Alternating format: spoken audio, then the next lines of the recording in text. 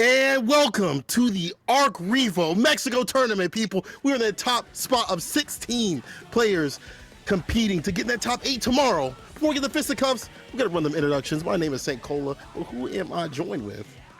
Hello, I am Raph, and I am excited as all can be for this amazing top 16 to find out who will be part of this amazing top 8 for ARCREVO Mexico. It's Let been us know. fantastic play. There's a lot of players that we've seen throughout, Wednesday night fights and other tournaments. There's a million tournaments, right? And that goes so great that we have a million tournaments coming through, and it just spawns.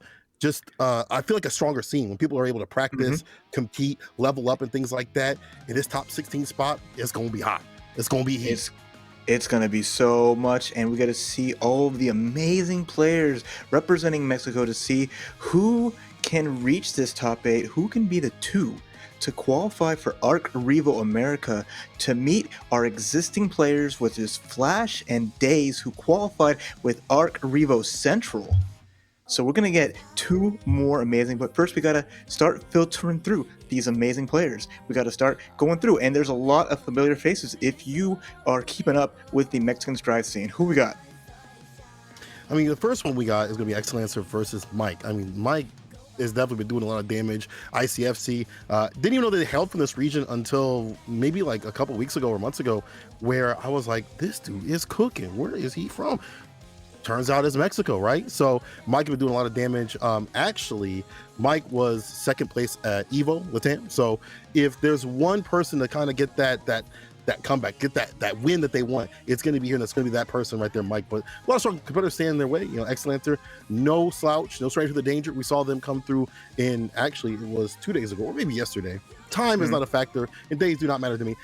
In the level up Series E tournament that they had recently, fighting a lot of strong competitors out there. So I feel like you come from that kind of tournament, you fight some of the top people in that entire region of the U.S. and plus more. You know what I'm saying? You really get a chance to level up. You really have like that practice to get ready for ARCREVO.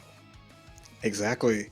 Then, we keep coming on with all these amazing people who have been doing so much damage in just tournaments across North America, like Chetu, who's just been one really amazing Leo player to see, do damage and play the game. We got AR Robert, who again is just outstanding to watch. And again, like even as recently as this week, seeing them just make these great finishes in these different other tournaments and just really getting ready for this weekend. But keeping on, with that great variety of players that we're seeing like all throughout, we got like Babushus with just a really fun Potemkin, and that's going to be a big hurdle to get past if you're trying to make top 8, especially for Danny, who runs the Faust, a character that you don't see very much too often in these points in events, especially to get to these top 8. So that's going to be a really fun match to watch. And who do we got rounding us out for this winner side on top 16? Top 16, we have DS Shadow X coming through. We have Danny coming through as well. My bad, Babus Haas. I'm sorry if I'm I'm messing up some of these names. Alethea, and then the loser side, obviously we got a lot of players too, as you already mentioned. Keanu Reeves and Gish. One of these players though in this loser side bracket definitely has some funny trivia in terms of who they switched to. Actually, was the false player that you mentioned. We'll get to that in a second. But there's a lot of variety of these characters. There's some repeats. I know we're gonna have a lot of soul up in here like it's Sunday, but we're definitely gonna have some pop players come through. You mentioned the false Amelia, Leos, Enos, and a little bit of the Kyle Kisuke if you like that. But in addition, the Gold Lewis too. I can't wait to see that one. Right, exactly. Oh my god, it's just really cool to see because like you see so much like soul back. It's Mexico is where the sun shines brightest, and they really run that character so well, but you're gonna get a lot of little different things. So I can't really predict how this top 8 will shape up as players start getting into it and those matches start flowing. But the idea of just like seeing a Faust in like top 8 like that, seeing a Gold Lewis continue on through, it's a lot of hard matches to get to that point, but it's still exciting to see nonetheless, and just a great representation of an amazing scene that I'll be honest, a lot of people maybe weren't paying attention in geography back in school, it Hmm. is North America 100%. That's why it's part of ARCREVO America. The Mexican scene and the North American scene, it's like this. They're always going to be a part of Yeah. it. So I'm happy to see them get the shine in particular here. But, you better watch out in any other tournament because these players know how to do some work. I mean, we've seen in other games, especially in this one too, as well. They've been doing work, and again, not yeah, having the regional representation with these tournaments that we have with ARCREVO Mhm. really allows people to say, "Hey, these are the cats that in play. These are the cats that are super strong." And when it comes to take these top two players out of here, they're going to be just as strong as any other region. Doesn't matter if it's Japan, other parts of the U.S. It doesn't matter. They're still going to be able to smoke cats. So I'm excited to see who comes out in the end, but it's hard to Mhm. call. It's even hard to call at other tournaments. Like at CEO, we had a Axel player that was a VTuber. I had no idea who that person was. I maybe seen their names a couple of times, but I was like, who is this cat smoking the competition with Axel? Which I thought that character was dead. I thought we had a funeral service for that character. What happened? Mm, mm. I mean, that's Good the work. thing. You can't sleep on anybody or even really any character. People are going to That's come out true. and surprise you.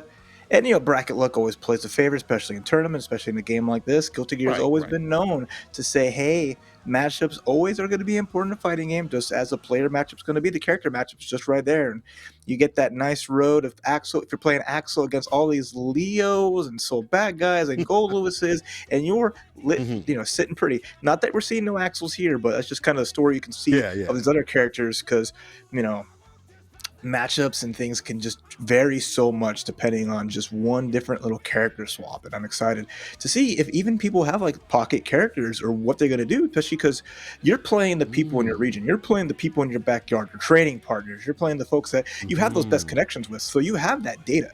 No, this isn't like, oh, this is a full North America tournament. This is just one region. So you're not having to worry about all the people you may not know. So that's going to be what makes Mm. it even more exciting to me.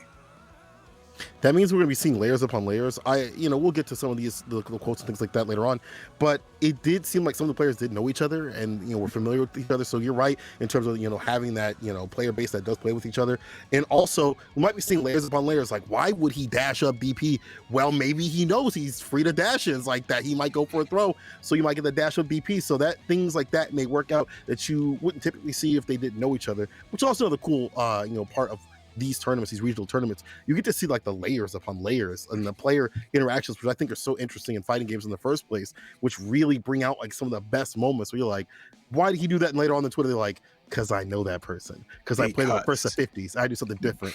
because it always works. And you're just like, but you don't know? We don't know. I mean, we're just sitting here calling these matches. The players themselves are the ones doing all the work, like our first match coming soon in just a moment. So be excited. We're Mhm. about to get this top 16 to top 8 underway in ARCREVO America Mexican edition. And I'm giddy.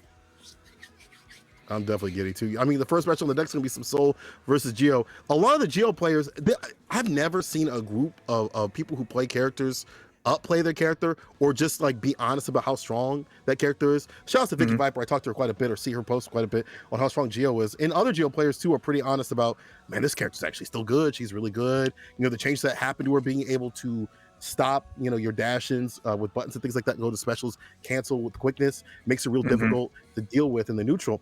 And like they're like, she's good, like she's good. And I rarely ever see that. So shout out to them. But excellent answer, that Geo player. If you haven't seen them again, watch the Series E. That was yesterday. I think it was on Thursday. Yeah, yesterday was Thursday. Again, I don't know days. It doesn't matter. But that person was, doing some work out there, and they do some work also Wednesday night fights and stuff like that. But going back to Yeah. Geo, she's a strong character this season, right?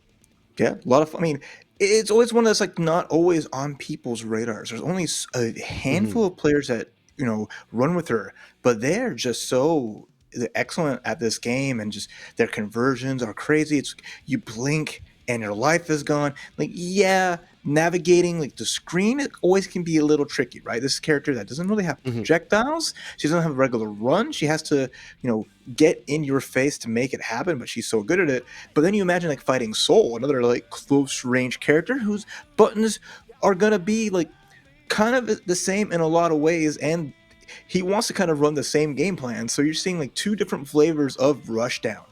going at it for like our first match between, or what we might see from Excelancer and Mike Saftig. So that just makes it a lot of fun because now we're just getting a brawl. Like this isn't going to be no like happy time clock running zone fest. People aren't playing patient. No, Yeah, they yeah. want to beat each other down and do it fast. Well, we're gonna have to see that brawl a little bit later, but in Okay. return, we're gonna show you something different though. Cheeto, I'm sorry, versus Arrow Robert. Coming up the deck, that's going to be Soul and Leo. So we were talking about brawling. We still get to see brawling. It's a slightly different flavor. Now Okay. we're going to see the Leo versus Soul instead. And I'm, as a Leo player, off and on, I'm exposing myself here. I'm going to get some tweets.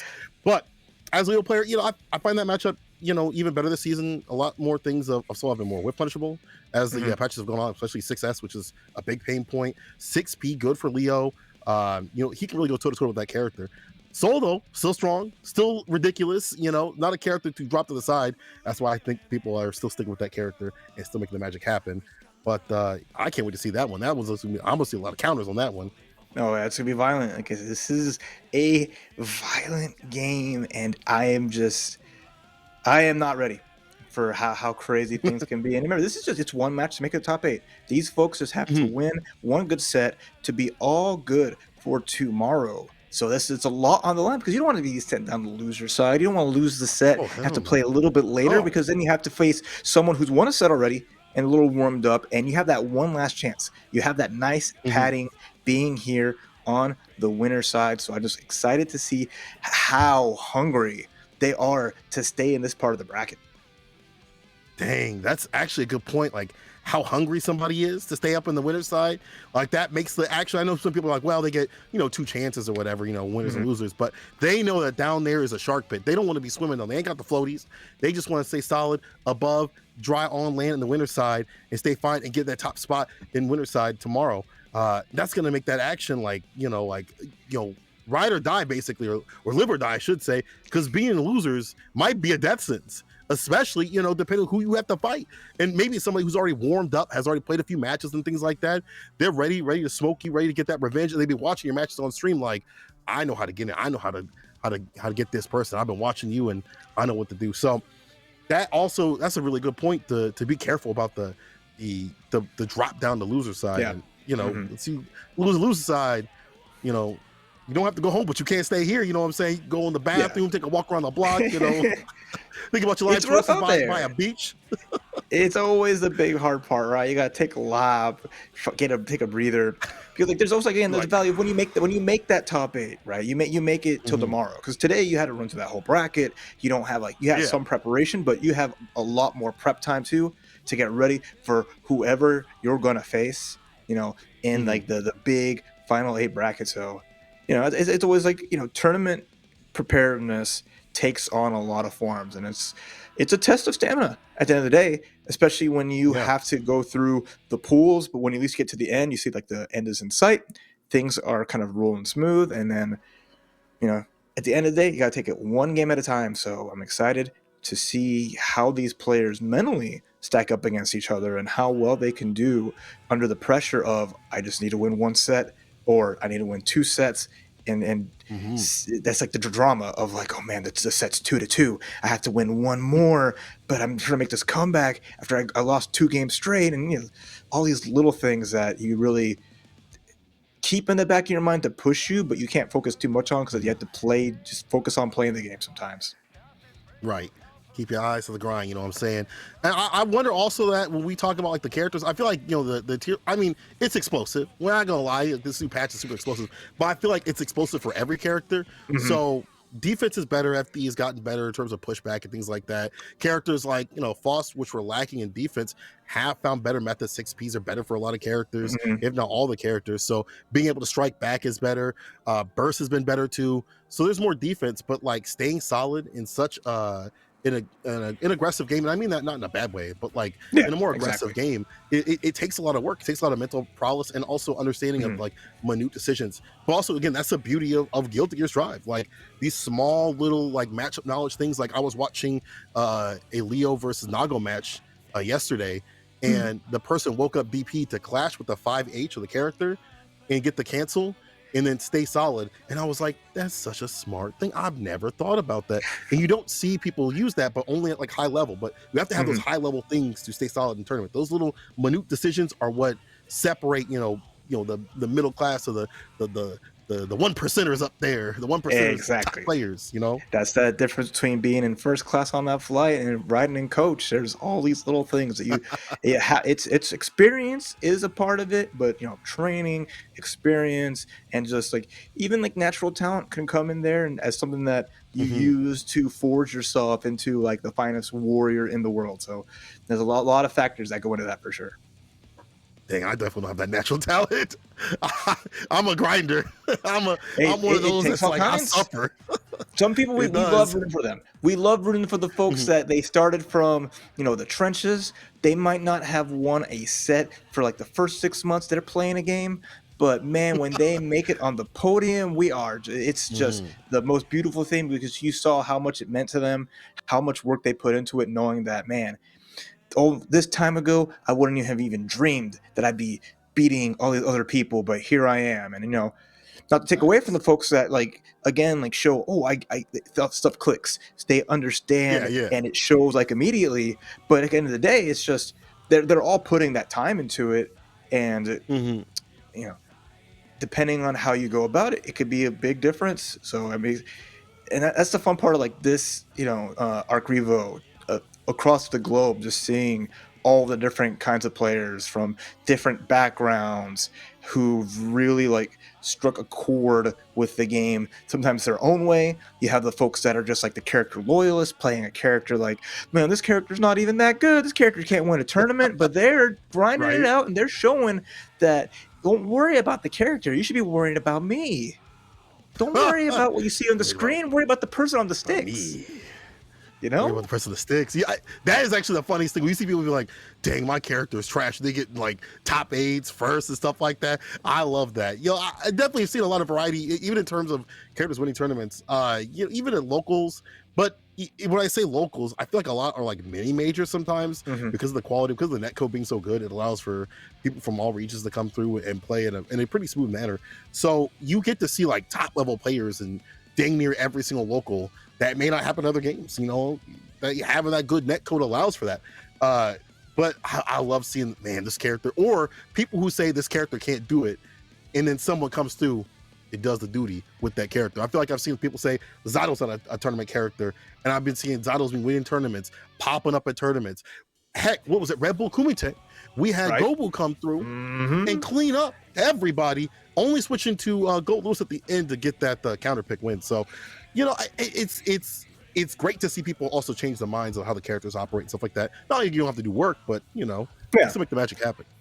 Hey, it's a numbers game. You always putting stuff in your favor. However Hmm. way you feel the best of it, right? Whatever you feel most comfortable with, whatever you have the metrics for of just saying like, okay, if I pick this character, I know I do better than the main character I use, but I still have that proficiency there. Right. It's all about the grind. It's all about being prepared because you know your own weaknesses better than anybody, or at least you should, right? Hmm. You go into any kind of environment and you say, this is what I have to do to win.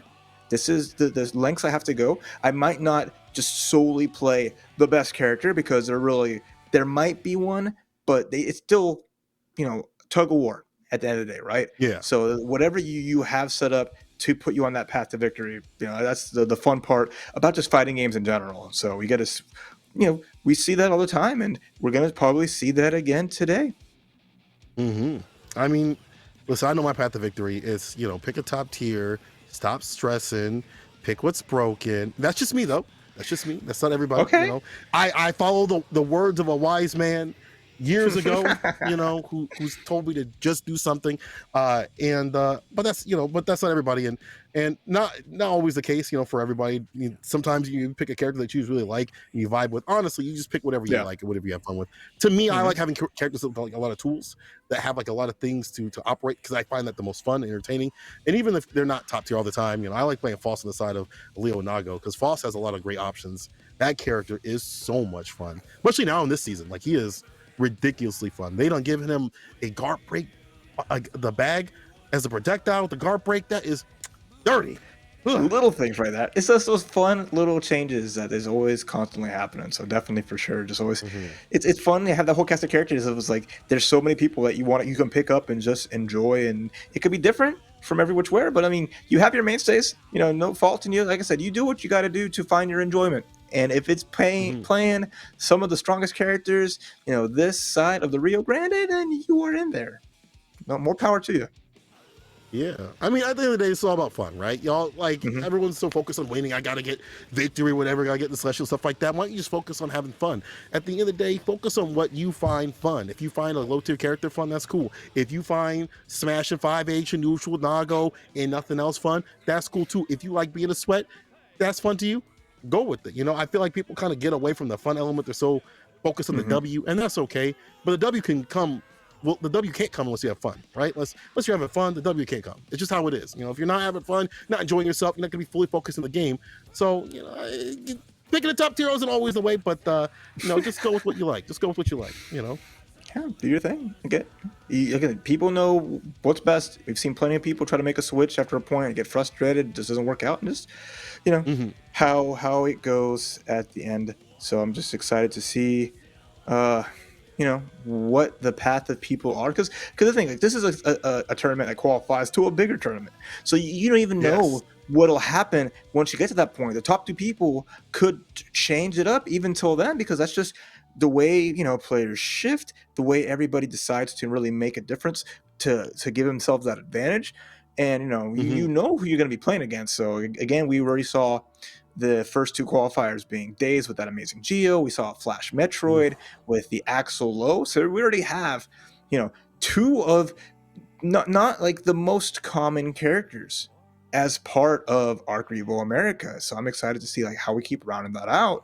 But that you have that data of like these are all the people who've already qualified, and here's who we're gonna prepare for. And Flash could be Mm-hmm. playing Axel right now, but he might bring out the Kai Kiske when it comes down to that. He might have something ready available, and that's just like the really fun part of watching the story unfold. Yeah. And speaking of stories that have unfolded, looks like Xlancer has taken over Mike S 3-0. That Oh. Mike being the person who got second at Ooh. Evo. 3-0 Xlancer coming through, solidifying their top 8 spot. That's wild. So shout out to Xlancer coming through with the Geo, doing the most out here against Mike. Mike will have another chance on losers, but we talked about how ridiculous it is to go down to losers at this point. Like, you do not want to do that at Mhm. any tournament, obviously. But this is different than your locals, as you pointed out. This ain't your locals. You just chilling, vibing, like, oh, okay, yeah. If I lose, I'll just eat at the bar and get some casuals in. This is to qualify for the finals at our group. Yeah. This is to qualify for the nitty gritty, the real deal. Yeah, it's great stuff to Excellencer. I mean, top seed in that bracket. They were just saying that, playing versus Mike is like playing against a box of chocolates because you don't know what character you're going to face. Right? I Mm-hmm. imagine it's like, could be the soul, could be whatever. Because this is a person that's been grinding since the beginning, has a lot of options, and it's going to, again, like I was talking before, it's going to pad, their potential by picking what they feel is the best. But Excellencer Mm-hmm. was ready 100% for that. And great stuff qualifying for the finals day tomorrow. So apologies Right. that we could not view the match, but we are working on getting things moving along in the back end so we can see more of this top 16 and get some hype stuff going. Yeah, I can't wait to see. I, Part of me can't wait to see like what happens in terms of like the characters that do win, like the not want to say discourse, but the Twitter talk, because I love to see characters that aren't so popular that we've seen win, like Axel and things like that, get top 8s or get the victories and stuff like that. Kyle come through. I love to see those characters because it just reminds people again that it's not always about what's top tier, what's high Mm-hmm. level and stuff like that in terms of the meta and all that stuff like that. It's about who plays best. Obviously, you want to put things better in your corner, but who plays best on the day. And I like the fact that even though Mike had all those characters, Excellence just probably came through with the Geo. We didn't get to see, but Yeah. probably came through with the Geo to make that victory. So, after watching Excellence play, like if y'all haven't, definitely check them out. Was it Night Fights, E Series and stuff like that? There's plenty of tournaments that they're in. In fact, check out all the tournaments. It's so difficult to check out all the tournaments. I say that, and there are so many that I miss on a weekly basis because there's got to be like 30 tournaments every single week, and I'm like, is this the result? It's tough. Wild. It's tough to see them all, but they're just happening. Wherever you are, whatever region. I mean, again, it's such a good netcode that you can, if you're like North America, you have so many you can play in, even like the smaller regional stuff or the bigger, like just, countrywide or just a continent wide. It's just so many amazing things that happen constantly. And just, there's no reason to not be prepared. Like a lot of these players are, and taking advantage of that whole, just the design of the tournament structure. And it just makes me happy to see, just on the back of such amazing netcode that Guilty Gear Strive offers, that is possible. 5 years ago, I would have been like, man, it's just tough to see these amazing games shine. I want to see those people who can't make it out to those large scale events that are offline. I want to see the people who grind it out, in a small region, who have to play online. I want to see the damage they can do, and we've just witnessed that time and time again. Well, after this short break, we're going to be seeing the damage that has to be done in the next match. Don't go anywhere. Stick with us.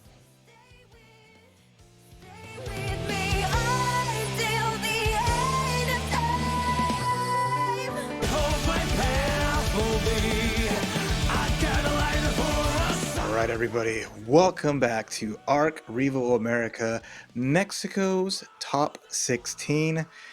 Apologize for the delay. I am Raph, and with me is Saint Cola. How are you holding up, Saint? Listen, I'm holding up okay. As you mentioned, we had a few technical difficulties, a few connection issues here and there. Broadcast was, trying their best to get things ready for you, and we did find a solution. We're going to be watching a little bit of the replays of what have happened. So we'll take a look at that, and we'll just, go from there. But we're still going to have some great action. Still excited to see what we have on the deck. What's our first match, though, Raph? Well,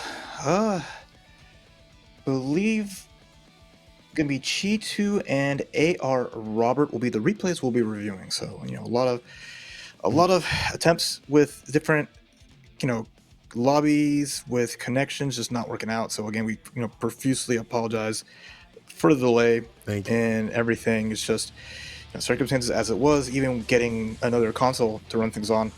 But we are here now. We're going to enjoy the matches and see what happens so we can get excited and be ready for that amazing top 8 that'll be tomorrow. But let's see who makes it there.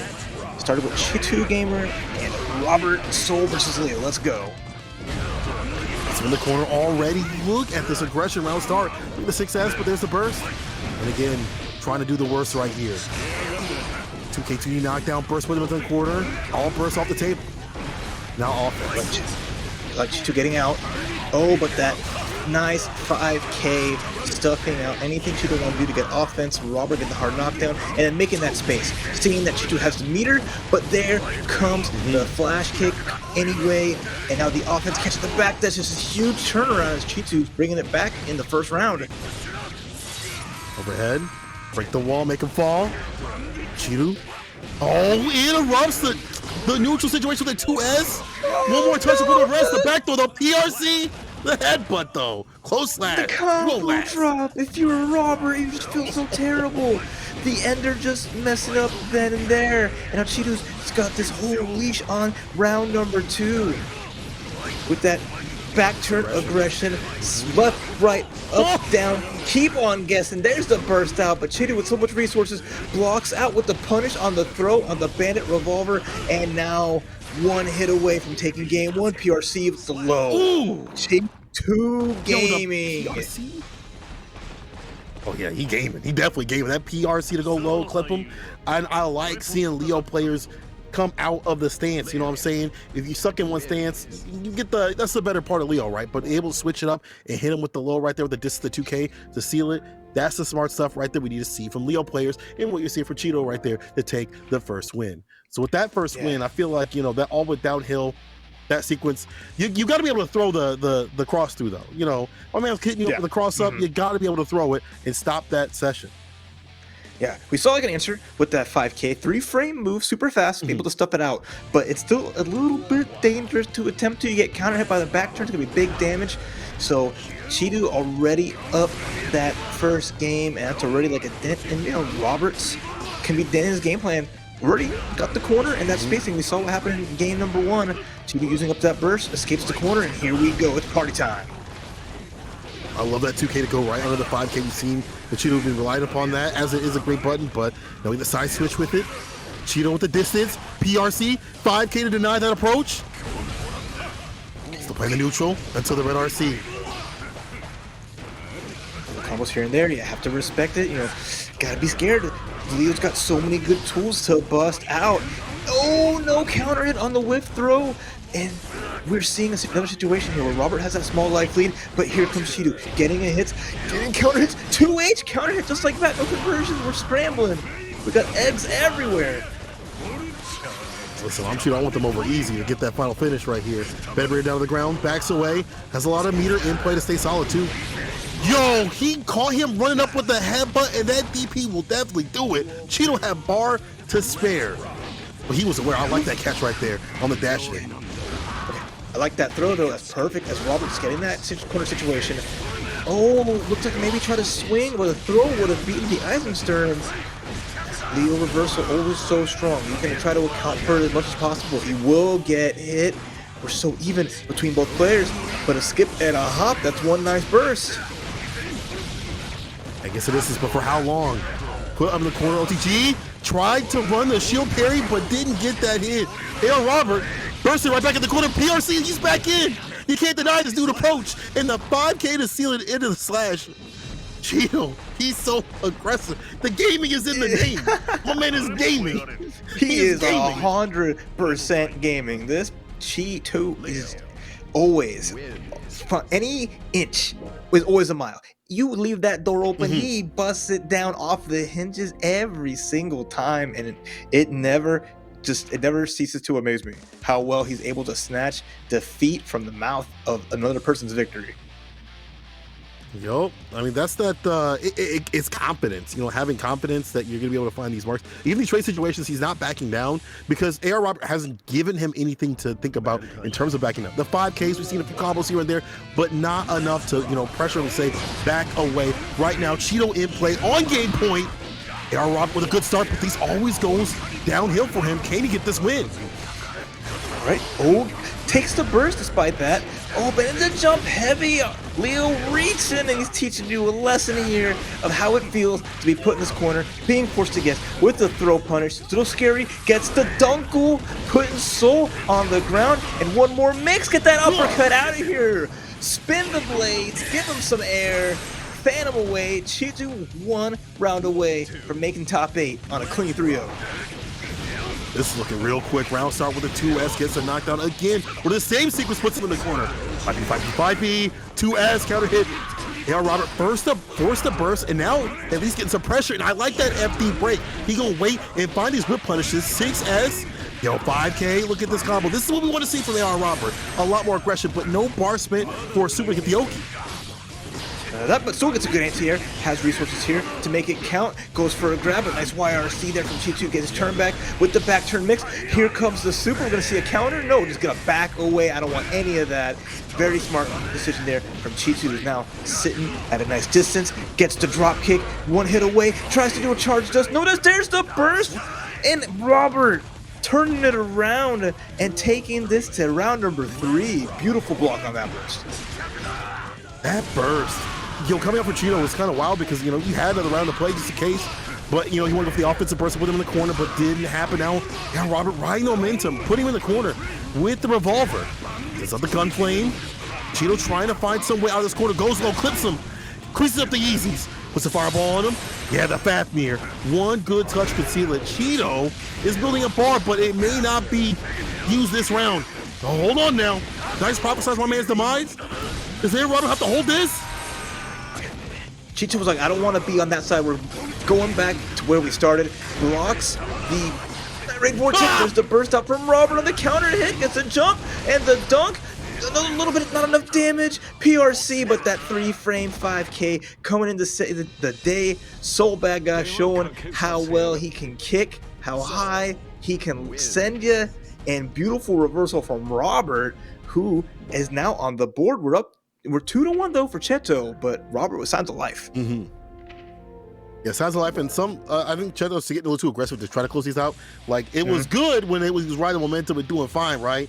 but it's him overextending. You see that burst? I wish he would have saved it for the last round right there. He's just trying to close it out a little too fast. He sees the cracks, but Robert starting to wake up, got the no-dos on the deck. You said the 5K coming through a lot more on the reversal timings, plus as well as finding a lot more off these combo situations. Robert had been dropping a bit, now he's picking it up. 5 seconds left. Slash. Oh, we got that counter hit for Slash. No conversion. That's been hurting Robert just a little bit. Getting a lot of opportunities, just not enough to keep it going. But Chitu, happy to block here. He's in the corner here. You gotta respect a Leo that's down back. And any Lion that's just chilling sitting, you gotta watch out, because here we go. Eyes on the sermon now. Cheeto's turn has arrived. My man's risk gauge is correct, and now you see the result. Gets hit, red RC, clean it DB, gets the corner push, tech. Yo, Cheeto still pressing with the 2K2D to get the knockdown. He's out of there, got the bar to work with. The 5K reversal timing, never mind. The DP reversal time from Cheeto, staying fine. In the back, he's so worried about so many things. He's gonna guard break like this. He's gonna clip me low, and there you go, Cheeto on game point. Cheeto don't care about your 70% combos, able to bring it back. There's that double 5K doing the high knee right into Soul's face. Cheeto getting hitbo, 6S coming from Robert, going to the corner here, forcing the get situation, but that 2K comes out the challenge. Cheeto has resolved not to be blocking. He's not here to play the blocking game, he's here to play a fighting game, get that wall break. You didn't pay $60 to not press buttons, my friend. He's going in. He uses the Oki, and now you never know he's gonna punish this after letting it whip, and that'll not do it. The burst and stay solid, still on the table. Cheeto, the BRC, and that's the victory. Cheeto taking it 3-1 over AR Robert. Man, again, the adjustments back, using meter so efficiently in the neutral. Cheeto just always has that just killer instinct of saying, I've played neutral, I just don't want to play neutral. He's just, I've sat here long enough. I have resources to kind of just get in your face, and that's what they're here for. Like Cheeto's own words, I am carried by Leo. Always Unga, never Unbunga. We are always throwing hands. We're beating our chest. We are just bringing violence to here to ARCREVO America, and it's been nothing short of just what exactly his build. I am not disappointed. I got what I signed up for. Listen, we want to see people suck it out and strive. That's what y'all are seeing right here as we try to work towards the top 8 spot. Now, this again, is going to be, I feel like, the tail of tapes for a lot of things when people are, hungry to get that victory, right? Get those top 2 spots that we were talking about before at the end to move on to the finals, right? So you can't come out here incorrect. You better come correct. Cheeto coming through. I like how he kind of toned down a little bit and let things whiff. We saw the super whiff multiple times with AR Robert. We saw him read and bait those things out. And even when the burst on the table, he got pushed back, he still went in. He still went with the aggression. So, if he can keep that same sort of energy, that same sort of, mentality, we'll definitely see him go through the ranks of the top 8. But it's going to be difficult, though, because even the next matches that we're going to have are going to be hard fought. All just top level players out here. If you're in the top 16 of any tournament out here, you definitely top level play. Yeah, everyone been striving so hard, and they're striving for that top spot. These folks, like we saw with ARCREVO America Central, these players from Mexico, they want to get that trip to ARCREVO America Finals. They want to make it count by any means necessary. So I'm excited to see who of the next 2 players will make it to tomorrow's top 8 as we are moving into a excellent match here between, one second here, Alethea and DS Shadow. All right, so Eno versus More Soul Bad Guy. Again, Mexico is the land of where the sun shines the brightest, or I should say the sol. El Sol is always blazing hot down there in Mexico. We saw basically the first 3 matches, right?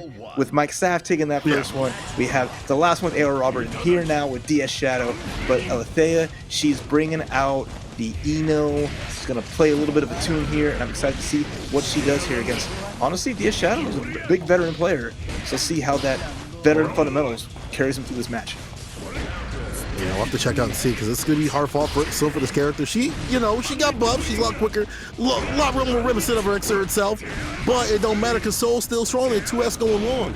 And now DSL trying to catch them up in the corner. That 5K also will come out and play in terms of the anti-situations, right? But you got to be careful with how you find an approach. So we see the stutter step on some of these dash-ins right here. You got to be careful. That also gets a foot over the 2S too. Ugh, I like that counter. 6H finish.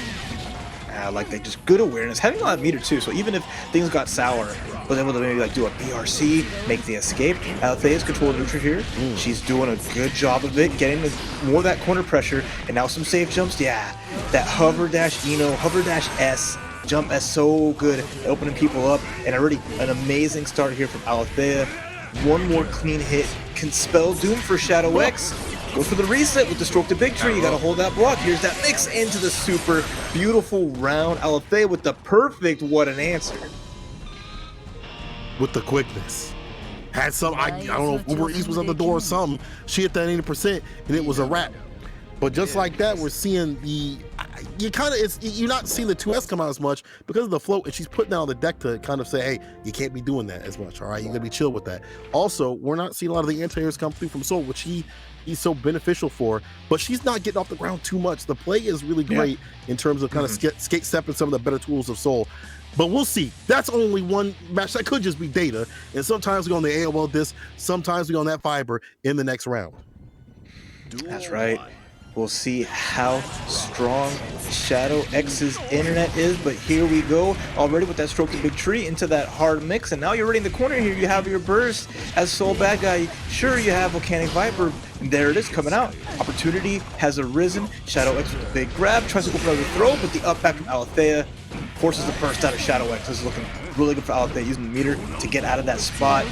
And it's just she is just dictating this match extremely well. The mix-ups has been potent. The awareness on defense has been stellar, shining bright here. Alethea close to taking a round, but here comes Shadow X with a big start and big combo of their own. This could be, Soul's chance to play. Never mind, not today. Alethea coming through, and now you see like the layers being put on. Now 2K2D knocked out into the Beethoven note. But here we go, Shadow with a good run start, 6S. They make a depressed back throw though, Alethea. This is good. Put him in the corner, run that mix. You're not gonna worry about obviously the reversal situation of the DP. Volcanic Viper. Oh, 5K, 6S, fireball. He backs away, knows you don't want a back throw situation, get caught in the corner, and then goes in as soon as they smell blood. It's either red, you're dead. Oh, another block, but no pro punish on it. But still, Shadow X just cannot find the right answer. There's the burst out again, gets punished by the note. Alethea with that quick mix, and again, the defense on deck. Oh, that should do it here. One more time. Let me hear that guitar sing. Alethea up 2-0 over Shadow X. She let that thing sing, dog. I feel like if you're Shadow X, you gotta start remembering that your character. So remember that I like the 5Ks that were coming through, but the defensive tactics though, the back away to know that there could be a wake up back though, and that puts you in the corner. You gotta run, get hit with the soul pressure and things like that. Yeah, just to stay away from those pain points is so important. And they look like they're pretty proficient in this match. I think DS Shadow is hacking a little bit more than what I might expect for somebody that high level player that's fighting Eno. But then again, how many good Eno players are around there in the entire world? You got Daru, you got a few in the US, but not like Diafood and stuff like that. But they're not so consistent. This is one of those characters that you don't get a lot of practice against. Yeah, Alethea showing like, I'm here with this Eno. If you weren't prepared, then that's not my fault. But even if you're prepared for it, the mix is always so potent. That guitar, the sounds that come out from that guitar, you never know what to expect next. But also their playstyle has just been super clean in terms of just going in and also knowing when to just when to just chill out. But that's a great round start for Shadow X. Small combo drop. Gotta be careful giving opportunities. Air super is a whiff with the 6P immediately after and knockdown party time. Yeah, able to recover and stay fine. Shadow with a lot of ball to use. How is he going to use it? How is he going to use it? Oh, that forward slash with the distance. Been buffed this season. 6H. Yo, stroke the tree. Red RC. That's the victory. I think on set point with the quickness. I'm trying to see some more matches. Yeah, Shadow, my man. You got to wake up, my friend. Be careful, yeah. Alethea was like, I need this win.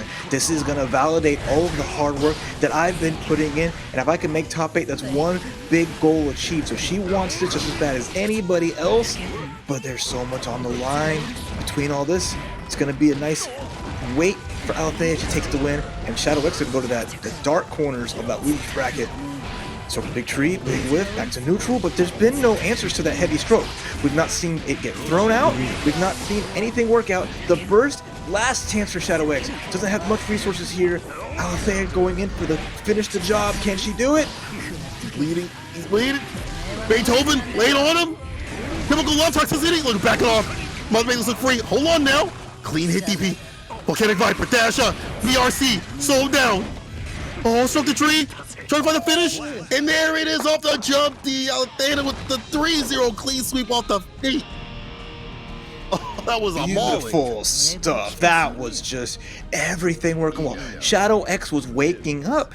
The shock from the guitar bonking him just finally got him revved up and playing their games, but just could never keep Alethea down.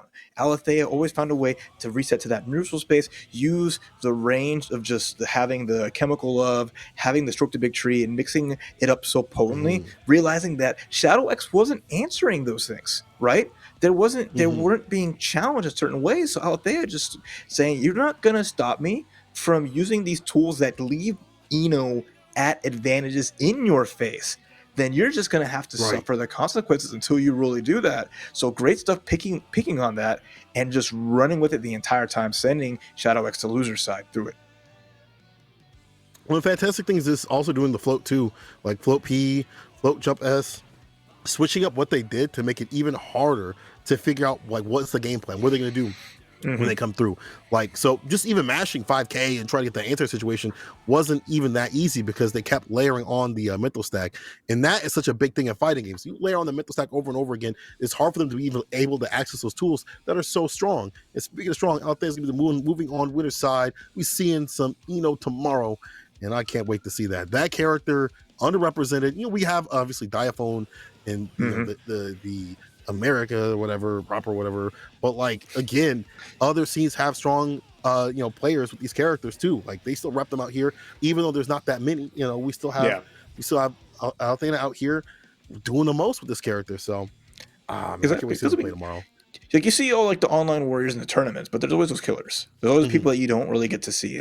And you know, Alethea has been like grinding out a lot of events herself. She's been doing a great job of it. You know, so I'm glad to see that hard work really paying off. You know, definitely, you know, see a lot of like anxiety coming from just wanting to perform to a level that they're satisfied with. So I'm glad to see it.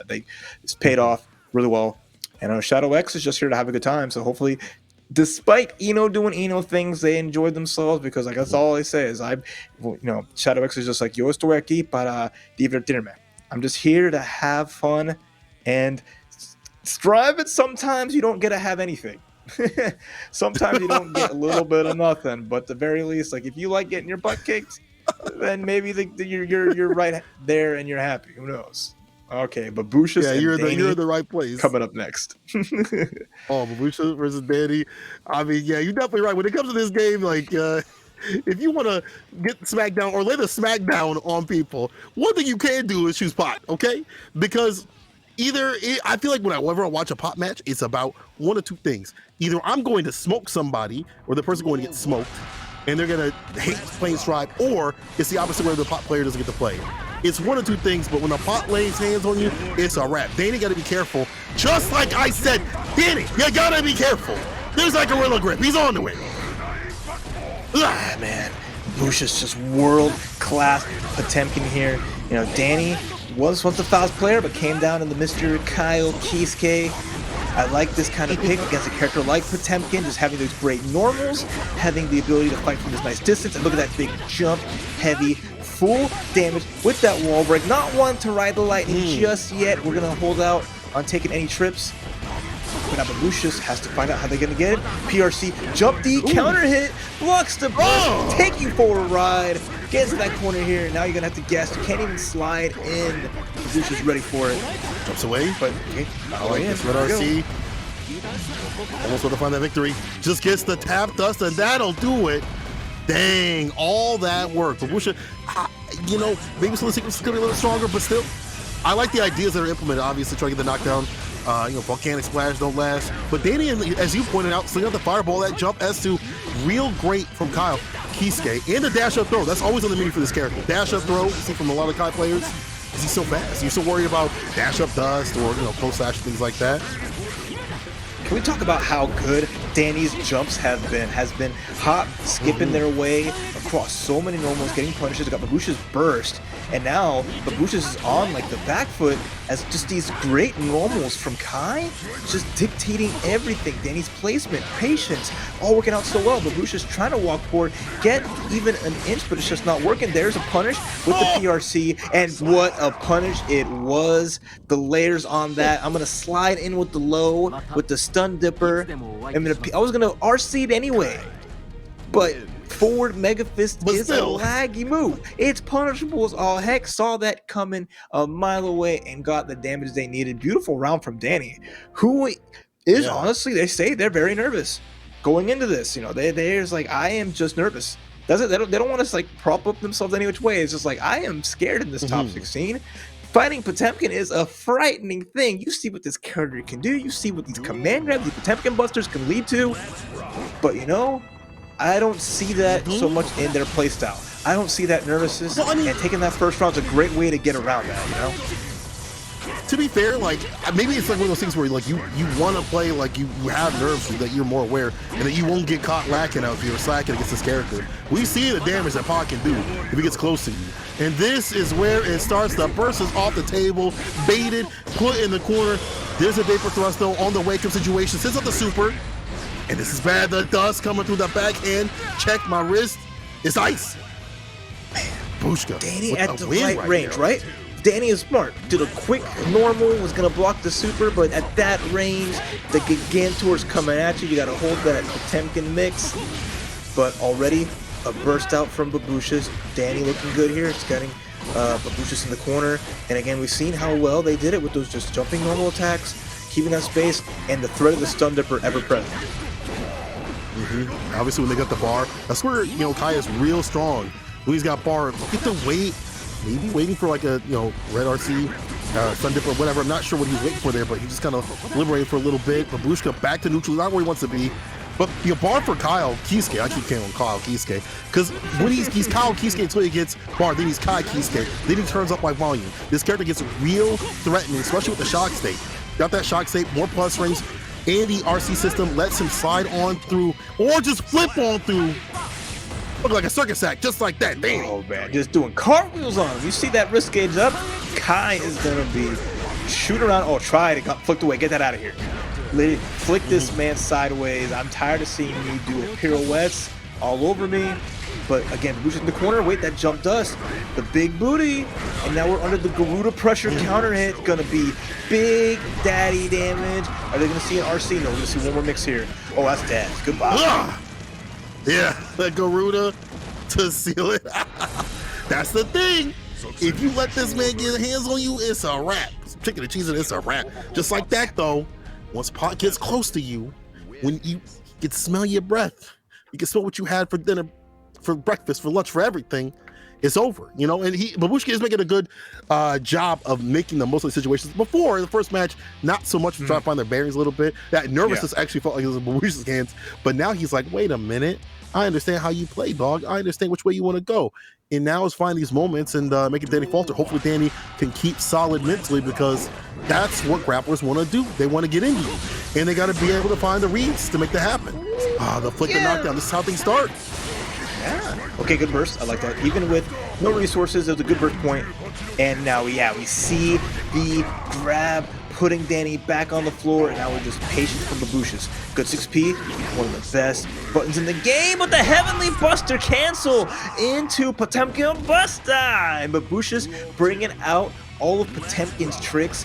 Beautiful thing. So that super has invulnerability, but you can PRC before Potemkin gets into the sky, using that invulnerability to get a big grab. Speaking of grabs, nice punish with that Kara cancel, Potemkin Buster.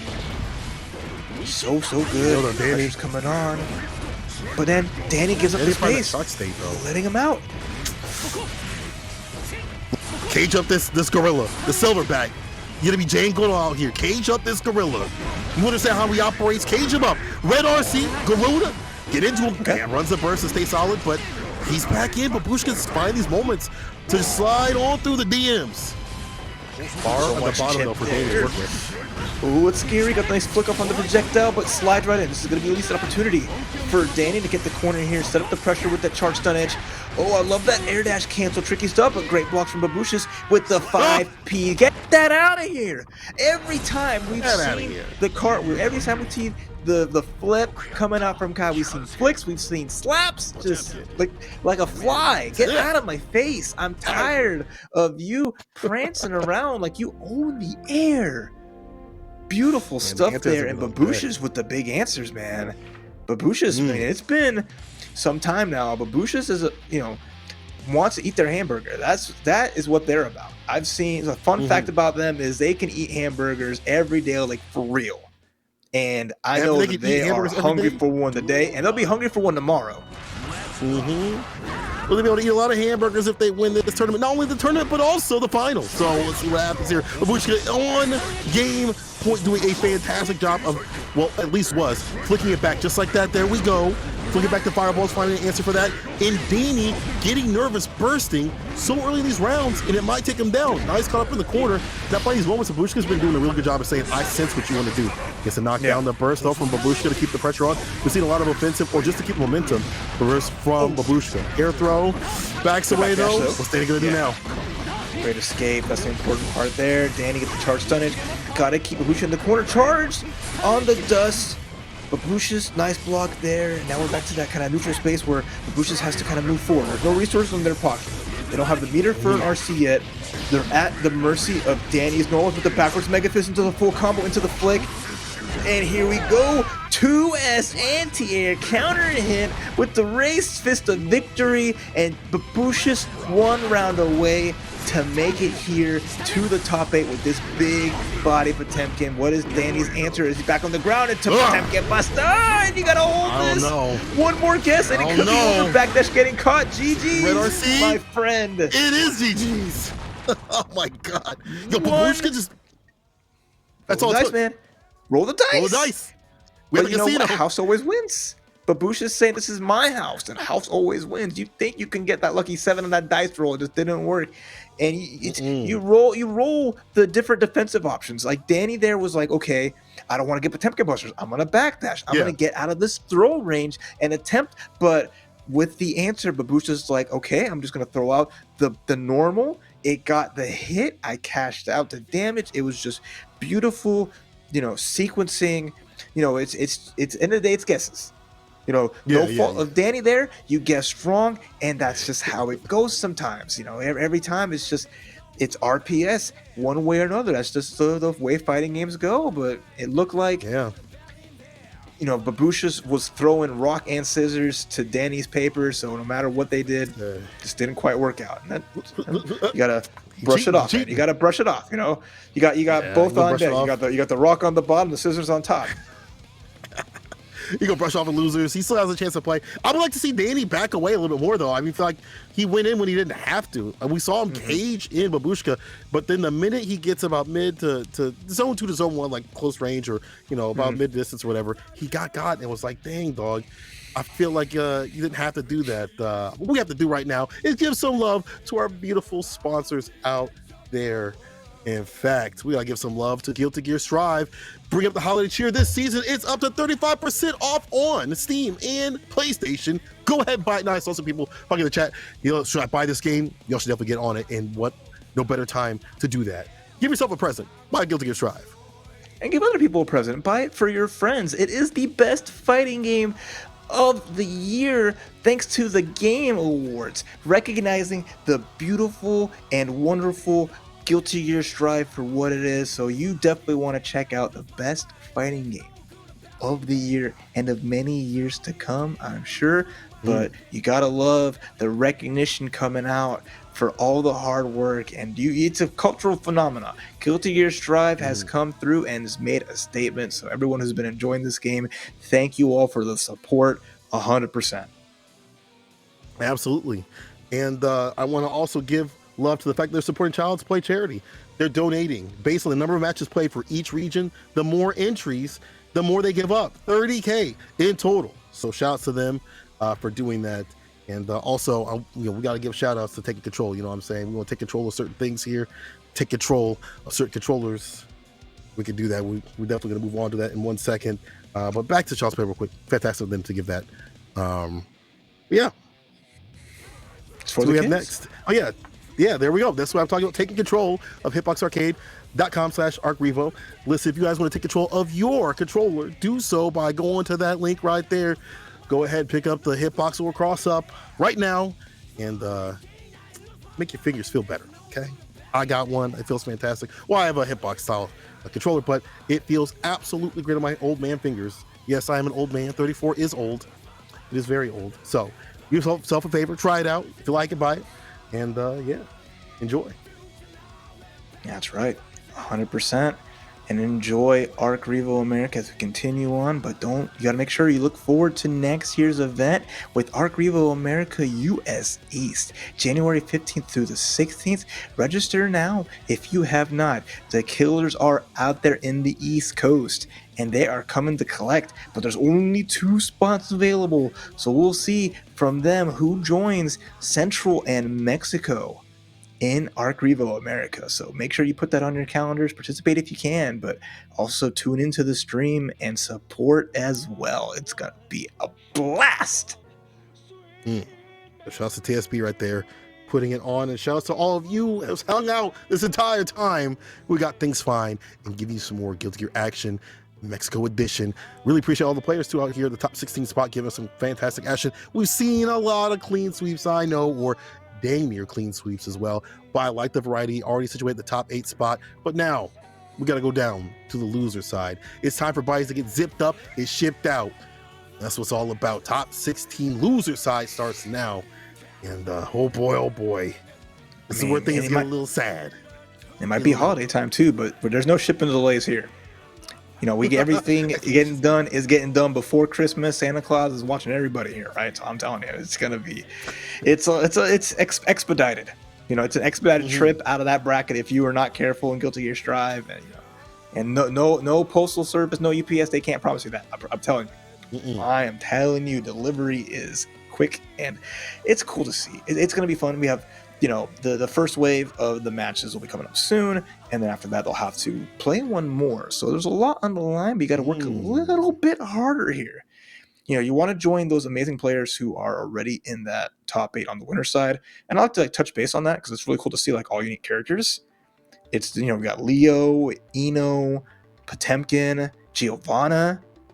So we saw 3 Soul Bad guys, but none of them made it through yet. So I want to see. I've been saying that Mexico is the shining bright with the sun blazing, but you couldn't tell at the moment. So I'm excited to see. There's a lot of opportunities with a lot of good players coming up soon. You mentioned variety. People are gonna get some variety right here. Mr. Gold Lewis Dickinson himself versus Faust. Now, again, we talked about variety. We talked about how you see something different. I know somebody, I don't want to see. So, well, guess what? You get some different flavors out here. Faust versus Gold Lewis. And Gold Lewis, kind of a character that I feel like has gotten a lot more shine. We saw him do work at the finale of Rebel Kumite. And be honest, like this character, maybe a little bit nerfed. The system mechanics kind of pushed it back because of the FD. But he's still strong. He's still doing work out here. You got to be creative with him. Same with Faust. This character also got quite a few buffs. Let's see how it happens. Cotier versus Campbell. The unique part of each character, right? With Faust, you have all the space control, you have all these amazing items you can throw out to dictate the pacing, but then Goldu is just, I'm going to hit you and it's going to hurt. I might not have the range like you're going to have, Faust. Oh, what a use of the Scarecrow. The teleport was so beautifully timed on the Gat, and we get huge damage punish. Cannibal reading the situation and beautifully taking that first round. Yo, Campbell getting into it with the aggression. I've not seen too many Faust players be this aggressive, but it's working out. Batter up, baby. Sets up shop, gonna go for the item, and the throw actually helps him though. Double jump, H, the Johnson, puts the bomb on him. Yo, Cannibal getting into him. Active neutral, this is good. The trade, the run up, the Cotier needs this, the super misses, the dash up. It is Behemoth Typhoon with the red RC. Quarter carry. Oh my God, Raph, he's dying. He's dying. Oh, and the throw coming out. I saw Coach here going for an air dash, avoiding the 6P. Doesn't quite work out. Gold burst, here we go. Orbital cannon, fire. Calling in some air support. There's the burst off from Cannonball. I like that on block.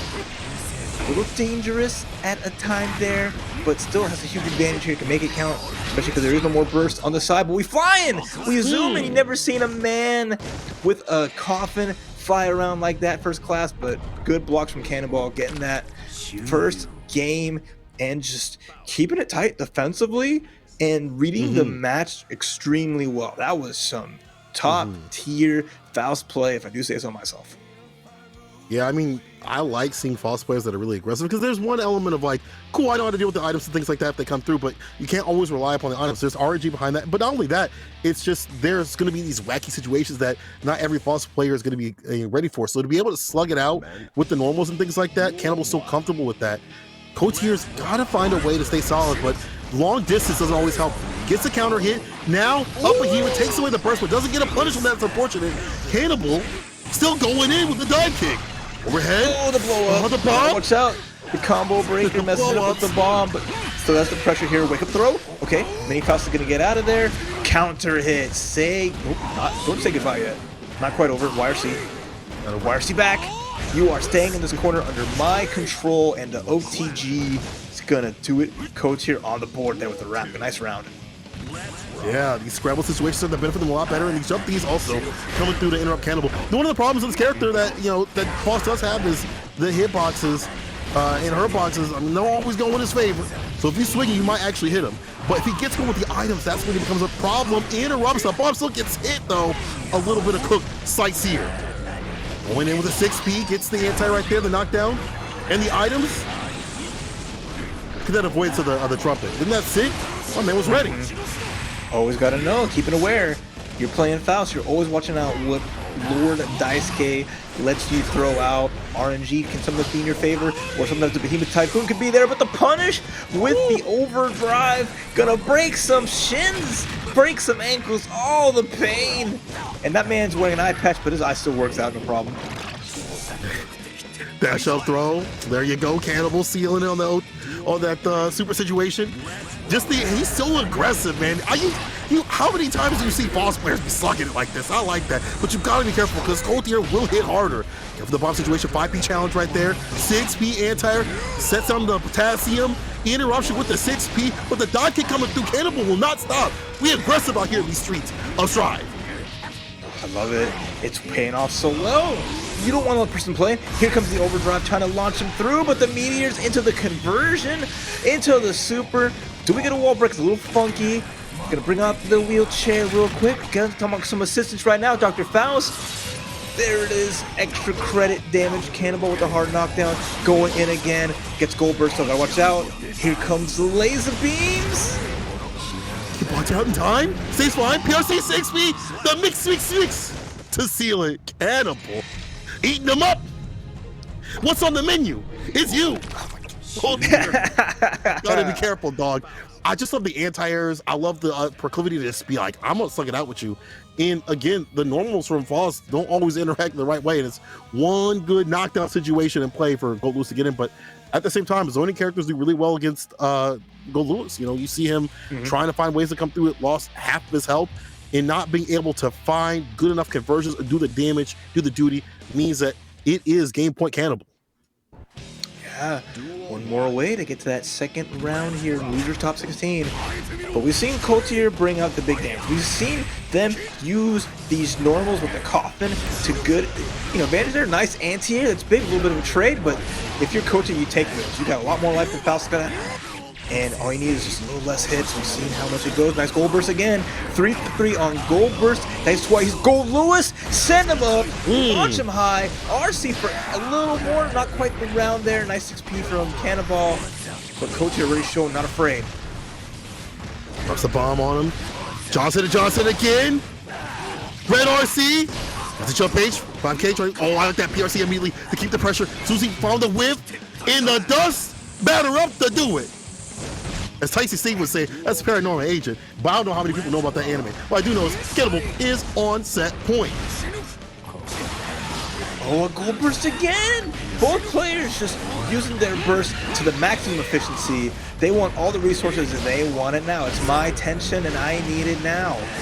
Mix, mix, mix, already a start. Coach with a small life lead. Cannonball still not afraid. Continuing to go in.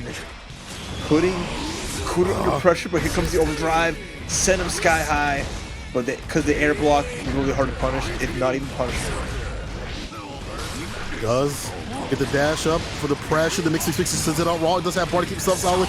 Again, another injection. First to get the distance, Cotier. This is about to get that distance, but back to neutral is exactly where Foss wants to be. Up, BT, lays down the get. He didn't hit a dang thing. Dash up 6P. Okay, here we go. BT stays solid. That's right. The little homie assist at next 6P coming through. Speaking of 6Ps, foul 6P, the MVP, the MV6P. But I like Cotier getting the aggression. Nice backdash on the burst. Overhead hits too far for any kind of extension. We gotta watch out, putting out those normals for Cannonball. Those BTs, the Team of Typhoon. We gotta forecast for pain. At RC, Johnson again. Get that throw to look like me. Pull him in. Actually, left him there in the corner. I like that decision, but here's the back throw. The Super Cotier needs to make his money and not be funny. Keep it going. Gets a hit. The red RC, the burst. Takes off the table. Give me the burst. Put it in the bag. And now looking like the worst. Cotier getting into Cannibal. That's a ton. You know, it's not gonna be an easy meal. You think my Gold Lewis is gonna go down easy? No, this is a tough to chew. This is some well done steak. This is beyond cooked, and this is not gonna be one of those meals that you can just put some A1 steak sauce and make it a little bit better. No, this is gonna be a tough one. So I like that Cotier showing up and not making it a 3-0. You know, the good answers back there, just bringing. The biggest thing is that damage. If you want to scrap with Gold Lewis, then you're going to suffer the consequences. This man hits you clean, hits you big, it's going to hurt. And now game number 4, Cannonball still at the advantage. Nice 6P answer on the scalpel pool, and now we're playing hot potato. Volleyball in favor of Cotier, though. I mean, they'll take a little bit of damage. It didn't hurt him as much. Cannonball's lost a lot of health. Finds the Johnson again with the jump in, jump B. Overhead mix. Punishable. Yeah, that far slash, get the BT right after. And laying down the gat. Just like that, I feel like Cotier's starting to find more momentum in these matches. Here's the Afro, though, the explosion. And plus there's another one, my friend. Okay, stay solid, though. I think Cannibal had just went for the aggression right there, may have gotten that, but still staying solid right here, the dash up, and there's the mix. Am I gonna drop the weight on you, or I'm gonna shape you up? Beautiful safe jump there into the full combo. I love that jump K, would have been something nice burst, and then the finish with the bomb bag confirm. Nice stuff for Cannibal back on match point, and that would have been a beautiful like character-specific punish. But Cannibal with the burst, Cotier ready for it, but might not get a burst back this time. Cannibal using his for gold against Gold Lewis, and here comes that pressure, but good 6P. Drops the bombs on him. 6P, careful with the bomb. Careful with the bomb. Yo, blocks it out, still gets a 2K2D knockdown. And the mini-me. Trying to get the injection in. Again, the mini-me gonna watch out for him, Red RC. He's up close. Gets it knocked out again. The Afro looking like me. Oh, he can't move. He let this man move, let this man play. The pressure is unbearable, but guess what? Get that out of here! Full damage, so much lost. Cotier back in the game, he has to jump, but great 6P off the PRC. Cannonball ready in the wings. Oh no, full conversion. There's the burst. This might be Cotier's last chance. Cannonball with all the space to play the game, but the Abare. The buttons coming out. Cotier scrapping till the very end and still alive here. He's been finding a lot of those far slashes in the situations. Like Cannibal's in that distance where he's been able to connect the BTs right after and find a full conversion, which he needs. He needs all the damage and then some. Jumps away from the parade. Here's a Final Fantasy. Yo, the mix from the Final Fantasy situation. He finds a close slash, pick up. Red RC's got the bar for the extension. Oh, doesn't get the wall splat, but is in the verge of seeing Cotier out of this tournament. Super again, this should actually hit. Yes, sir, but not the full amount though. What's next? Oh my God, what a goal burst!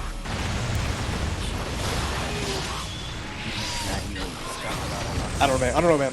They're all that good is gold in terms of this match. Oh, small conversion. Not over yet, but gotta watch out because that's gonna do it. The far slash too heavy from Cannonball. And I love this ending. Both players just goal bursting, having all this meter. And saying, if we're gonna finish this match, we're gonna finish it with everything we've got because they had to. They're just like, if I'm gonna die, I'm gonna die the way I want. I'm not gonna burst on defense. I'm just gonna make it offensive and just draw it out. But Cannonball, I love the entrance back, gold bursting back. Just do you want to play this game? I will play this game with you. I might not be the character that's designed to slug it out, designed to scrap, but I know how to scrap. That was fun. Yeah, there was risk, but there was a reward right there. He said, I'm gonna die broke. I'm gonna tell you that. I'm gonna use all that money. No funny. Now, we're going to be seeing them fight, looks like Shadow, later on, but we still got to move through the rest of the bracket. Shasta Cotier bringing out that Gold Lewis. You know, it's always good to see again the variety. You know, they're out of the tournament, but fantastic play from them to come through. There was like 60 plus people that did come through in fact of this tournament, so shout out to everybody that's been playing. Doesn't matter what scene, you know, Mexico, US, things like that. Again, we are just grateful to have people slugging out on the online kind of thing. We did have some offline tournaments. They're starting to come back slowly but surely, but online is such a big factor in keeping all these fighting games alive. So, you know, appreciate everybody still playing, still grinding out here. If I see you in ranked, maybe I don't appreciate you so much, you know what I'm saying? Like, please stop kicking me out of Celestial, but I appreciate you playing either way. I mean, you know how it is. You know, you might be talking them up, you might be hyping them up, but you see them in the lobby, it's on site. You know, that's how it goes. You're ready to scrap, ready to fight, just like Boyka and Kyo Cannon KSG. So it's gonna be another fun matchup here between Kai and Soul, the fated match here. I'm excited to see what Boyka brings to the table as well as with Kyo Cannon. I wonder what she has on deck with the Soul bad guy. The Souls have been kind of on a losing streak so far today. We've not seen Soul live up to their potential here, but Kyo Cannon, she might have an answer for that. I'm excited to see how this is going to go. Yeah, you better have an answer. Remember, this is loser side. You ain't got nowhere else to go but out. Let's see what it do. As you know, a little bit of lore match right here. Let's see what it do in terms of the actual match and the matchup itself. You know, Kai did get buffed. He is better, but he still takes a lot of meter to get going and be a threatening character. Some of that is just getting that shock state. No anti right there. The side switch. Boyka getting pieced up. The throw, but not a back throw in the corner, though. That is a strange decision. But still gets out of that side. There's side switch. First. Kyo with a big lead. Yeah, she's got it with the Fujark flying through cartwheels. Nice throw. Every Kai player secretly a grappler in disguise.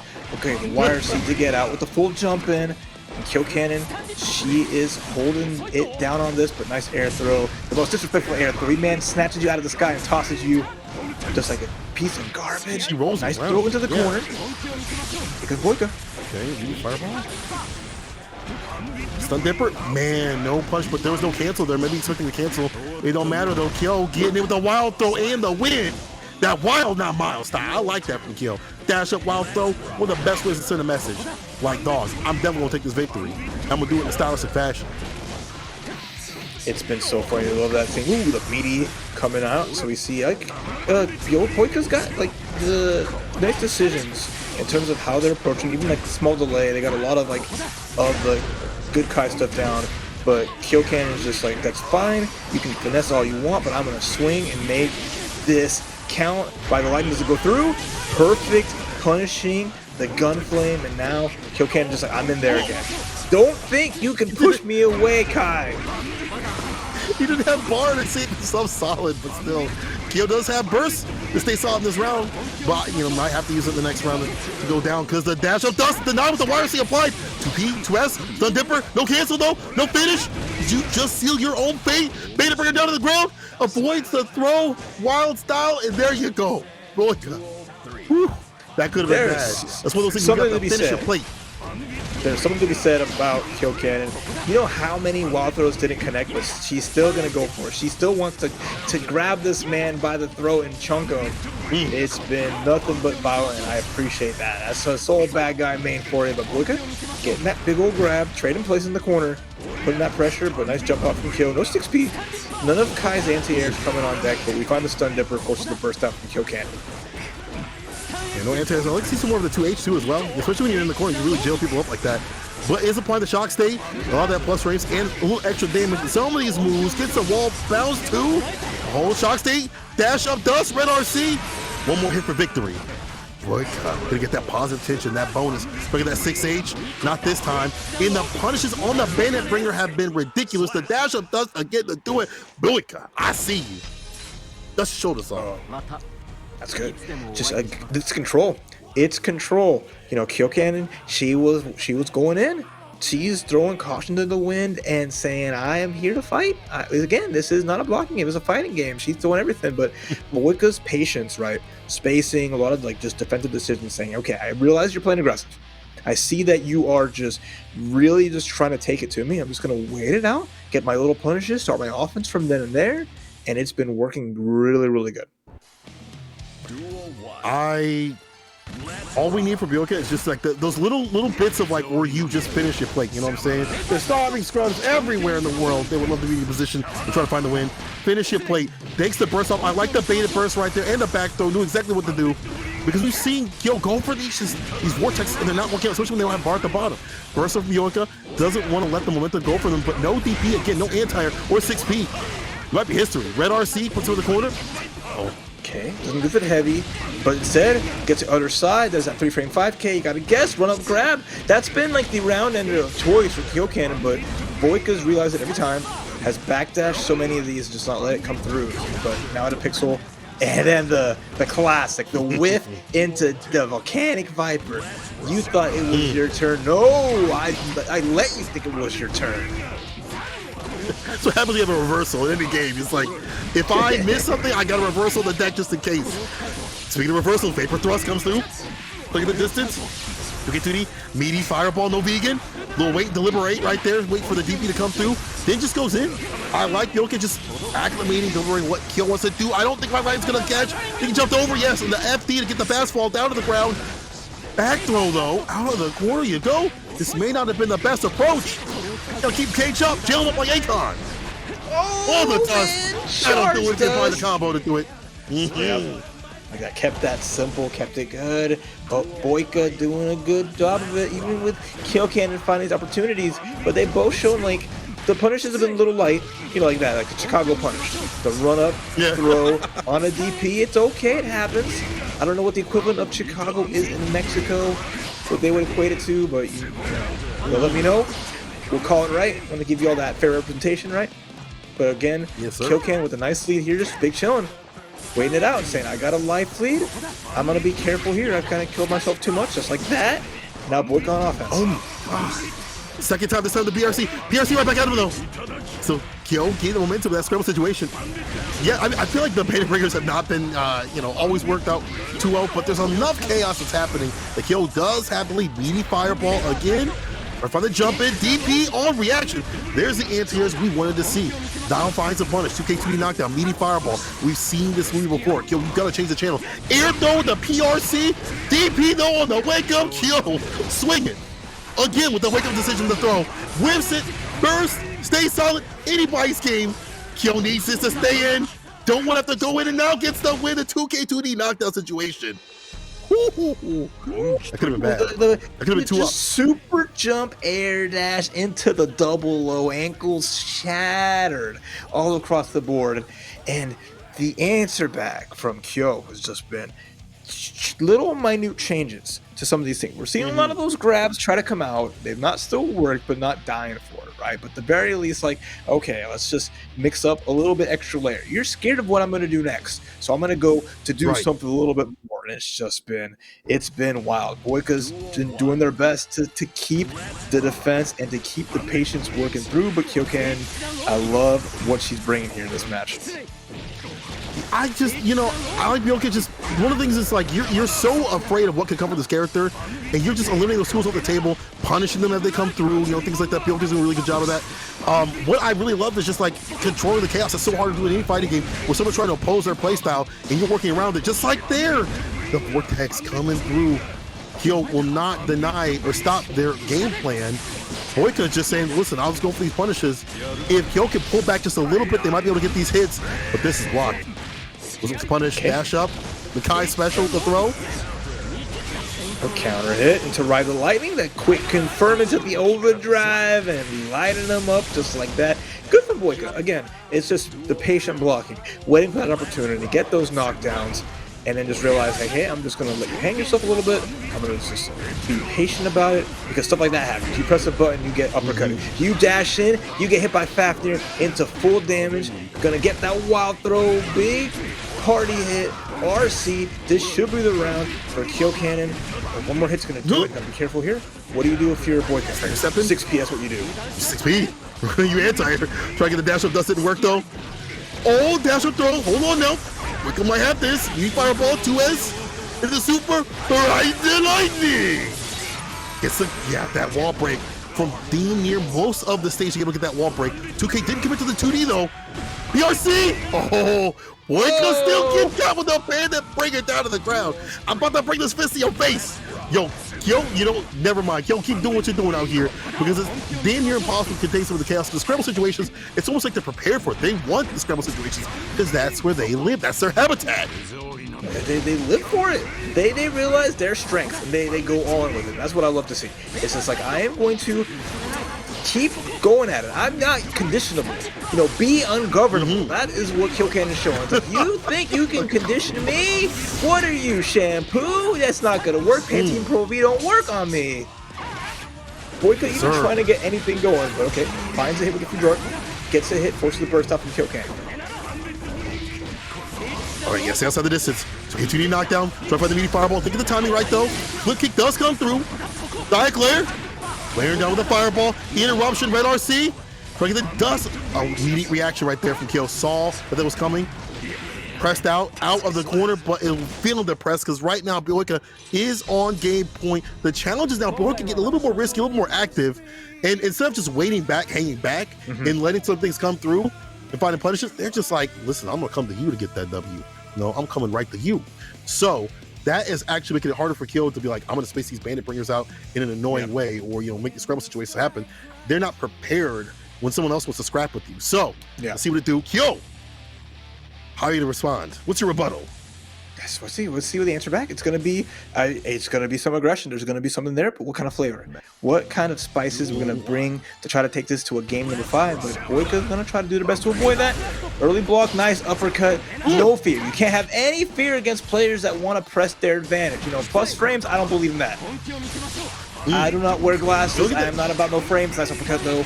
Kyo Cannon taking some damage here. Boyka with a small life lead. I love the patience on the anti-airs, not even committing to like a full 6P. And the spacing, punishing the bandit bringer. Counter hit, there it comes out into the stun dipper. And now just making space. I like it. It's a DP right here. How you gonna survive against this character? Just DPs, Raw has the bar to save themselves. The DP though, Boyka get inspirational out here. Look at this bandit bringer's skill ain't gonna stop. Yo, the DP right back. Boyka. Here's the bandit bringer, but here's a punch like red RC. That's the victory. Boyka, that's the thing, is like, they're just hanging back. They just wait, deliberate. I'll make you defibrillating. And right now, all I'm hearing is beep on the side of Kyo. They gotta be careful with their techniques and some things that they're doing, because it's becoming punishable. And just allowing Boyka just to land a lot of damage. But they're not deterred, and I like that. The thing is, like, you want to play this patient game. I'm not about that. You can punish me how you want. Text to throw at time. We saw the PRC so many times beforehand, but oh, nice big uppercut there into the meaty. But the food drug over the low, the flip, and now Boyka close to finishing this off. Gets hit out of the dust, has resources to close it out. Kyo Cannon has to be careful here. The gold burst! Nobody's trying to get the gold burst! Oh, Boyka gets a counter hit, son. That'll do it. Boyka finishing it and calming the chaos. Sometimes being a little inspirational is all you need to keep up with that pace and put them in their place. Good stuff, though. Kyo, keep doing what you're doing. I would like them to hang back a little bit in some of the bandit bringers. I was stuffed. All right, I was like, please don't bring me no more. Like, that was just the appetizer. So 2 minutes of bandit bringers, that was enough. It's addicted to bandits were bad, man. You gotta be careful. The bandits were revolved. They were brought. Bandits were everywhere. I thought bandits only were in the Dominican. No, they're in Mexico, all there, and they're on the side of Kyokan and KSG. So I love to see that kind of the wild style soul. But I like, again, that Boyka bringing in just a solid conditioned Kai, just saying like, I am not equipped to play party games. I'm not here to wild out. I can if I have to, because I got to keep people in check.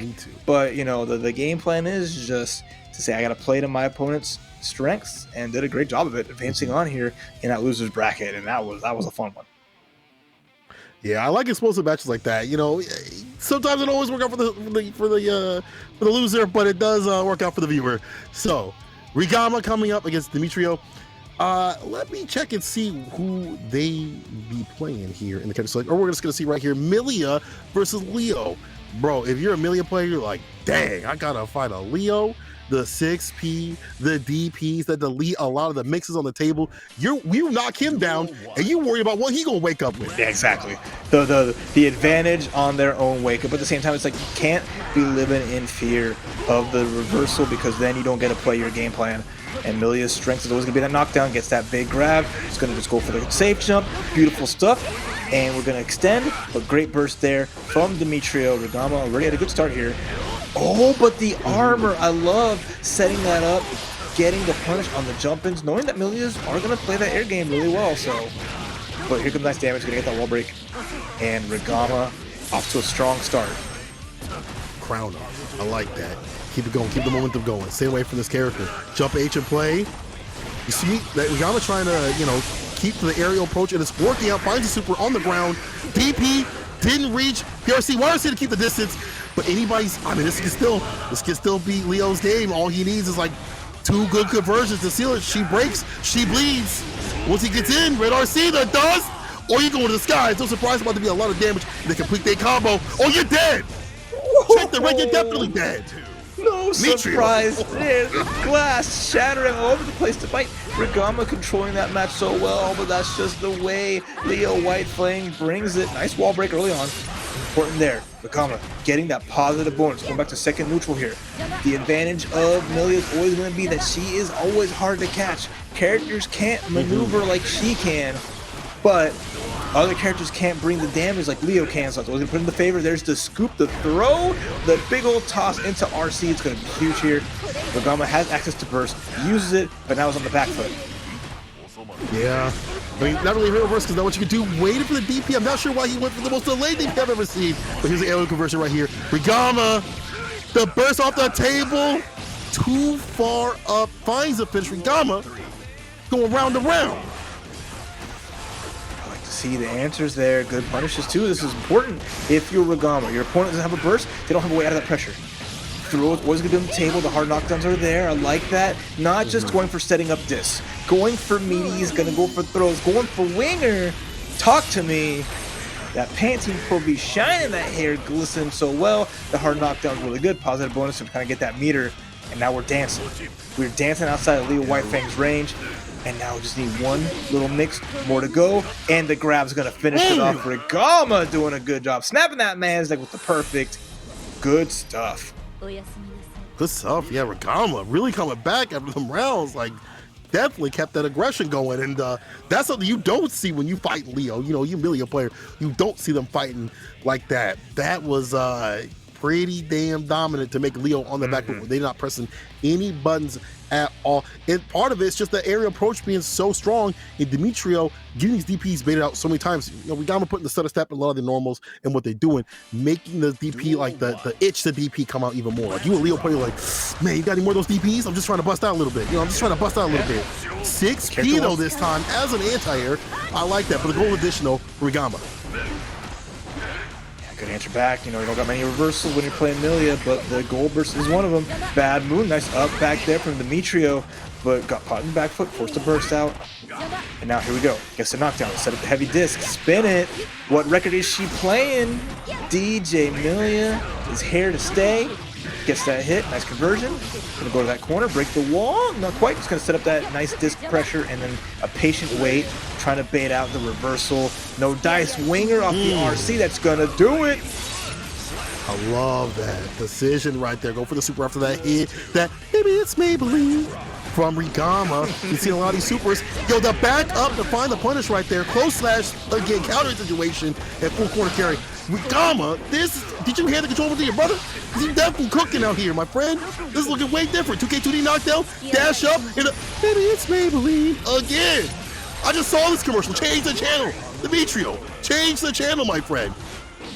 See if they can do it though. They got an air challenge. They got some pressure here.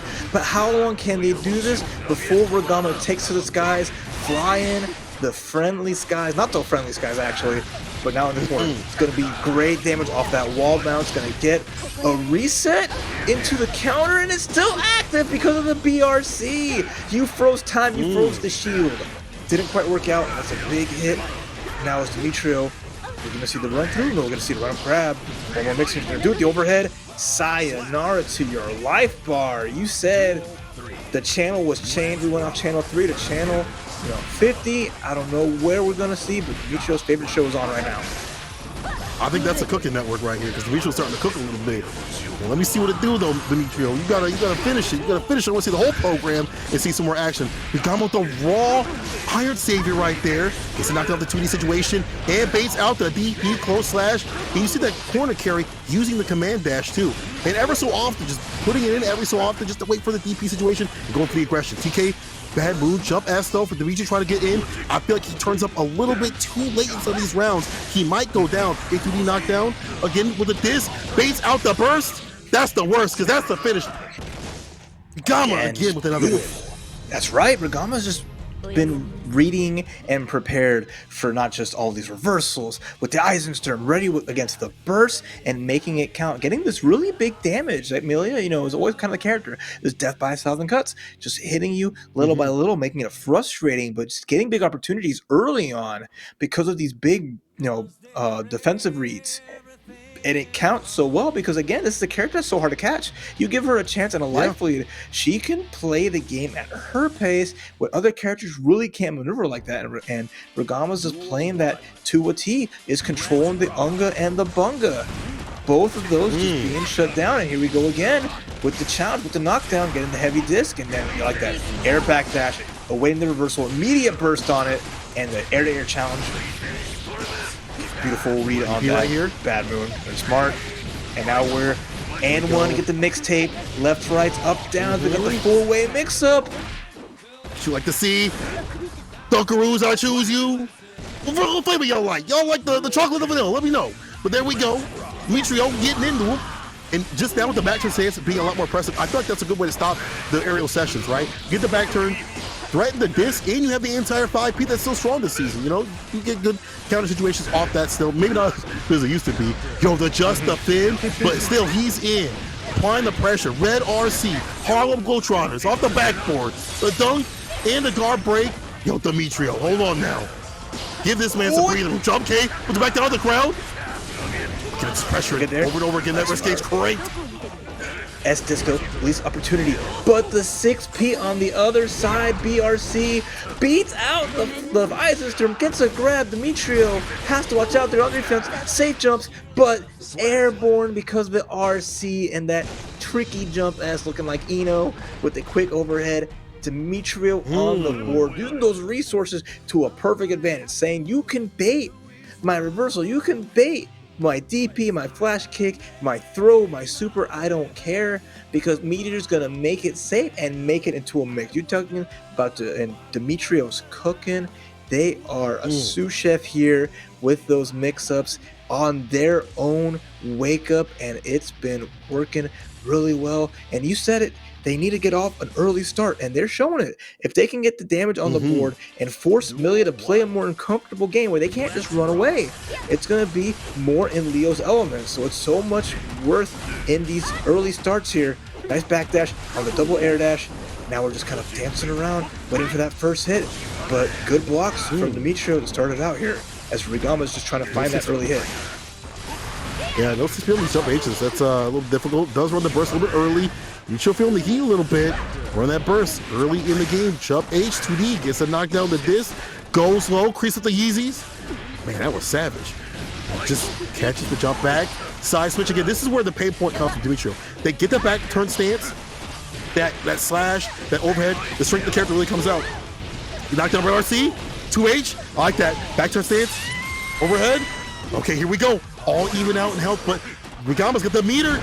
Uses the PRC, the DP. Every time Demetrio hits DP, chat, I need to see yes, chef. Not like that, though. Not like that. Ooh, not That's like that. Didn't RC it. It's going to be big damage there, but the thing is, Milia's building up a lot of the burst. Demetrio might have another one ready to go. Has a lot of meter. Can get one big hit, make it count. Good air to airs. Regama's just trying to read the situation, but gets hit by Jump S.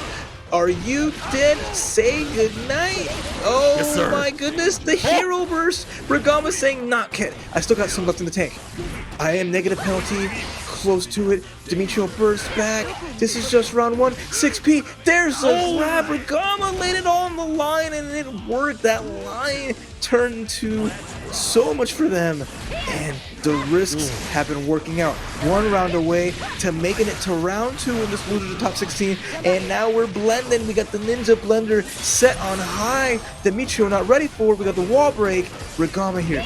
Meter, positioning, everything working out right now. Needs something. I mean, Demetrio needs something right here. I feel like the more the back turn things, especially when you're full screen, I would like to see him just go over the cancel with the back turn. Regama's going to prove to him he's going to come in like that. Red RC, though, here we go. This is how this character wins. Look at him dancing with them. Him with that 1-2 step. Okay, YRC, I like that to stop the run through approach. Not to have to bet on a throw or anything like that. Just stop it. Nice and easy. Iron Saver. Dash up. One more touch or conversion to do it. One more. You got to finish your plate. Regama, you can do it now. Dash up throw. There you go. Regama does the do. That was 100%. Even with like the burst bait, we're a little like thirsty.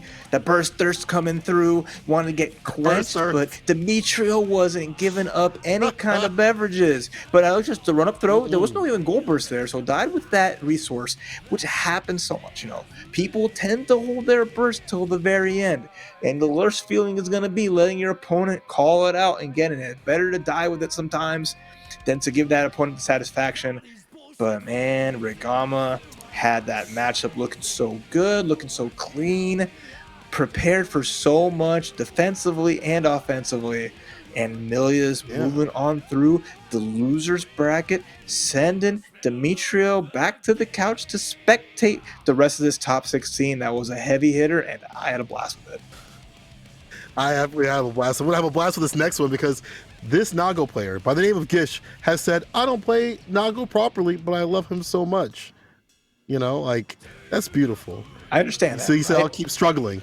Wait. Why did he say keep struggling? Did you say play Nago? Struggling and Nago in the same sentence? Did you? Ish? Can we talk? Why did he say that? Why did he say that? We will see. We will see here firsthand why they're saying struggle. Maybe that's the tech. That's just a tech. You're not gonna play. You ain't trying to say your character's OP. Sometimes, even though it's kind of hard to hide the fact that it's pretty kind of good. Okay, so we got Gish and Keanu Reed's best name in the tournament, by the way. With the big red Potemkin. Off to a good start is Gish, right? They got the level 2 blood, getting a big counter hit, force the burst out, gonna get some nice with that target combo to lower the blood gauge a bit, but still at level 2, so super scary. The read on the whip throw and 6 heavy, bringing that blade down. I don't play him properly. I'm gonna struggle. Oh no, it's so hard. Let the downplay begin, you know what I'm saying? Let the downplay begin. Gish getting into him. Already a difficult matchup for Pot. I mean, the range of this character, you can control the neutral, especially when the blood gauge gets going. But it don't matter. If he can get close to you, he gonna get into you. Jump in again. I feel like it might be difficult for Pot to find some sort of like 6v situation on that jump in. Gish, again with the bloody spin. Hukio away. Oh, but the Mega still coming through. Red RC 2H. Mephisto again, he's getting close. Backdashes away too far out. Auto zone with the clone for the plus range, but doesn't commit to the close range game. It don't matter though. 6H once again to finish it. Wash your neck, I'm coming for it, says Gish. Oh man, that was so good from Gish. Even there, like the first slide head, you saw Keanu Reed's like, we're back to neutral, have a chance because you're gonna play patient. No, Gish was with that full jump, saying recognize the situation, got the full combo up there. They are playing the matchup so well. They're picking their spots really, really good. And the main thing is like it's a simple game plan. I'm gonna get to level 2 with Nagoriyuki. I'm gonna show Potemkin that he cannot press buttons against me because he's gonna either be in the corner or dealing with that range. Slide head's gonna be like the only like good answer, but even then with those jumps, making it so that you have to think twice about it, and that's how you have to play. You shut down your opponent's options and you give yourself every advantage you can. All right, already to start. Mr. Gish with that 5K to 6 heavy. Now we're trading the corner here. Keanu Reeves has to be careful because they're in this bad situation. There's the DP. Oh, wait a minute. Doesn't get the Potemkin Buster. That is what Keanu Reeves wants to land at least 3 of those here. Might not get the chance with grab into the hit. OTG coming in with the too far away. The far slash comes through. But Keanu, NRC again? I thought he was going for another dust, to be honest. I also thought he was going for another PRC. There you go. 2H, counter hit, doesn't get the second one. Keanu Reeves. You gotta act like a librarian, my friend. Gotta find a way in. I can fist though. He's got bar. He can work. PRC. Get close. Up close and personal. Backdash away from the back fist. Gish, this is your game to win. That blood meter. Wait a minute. Don't matter though. Scary. All he needs is that one touch. He's ahead. What can you do? Here. Okay.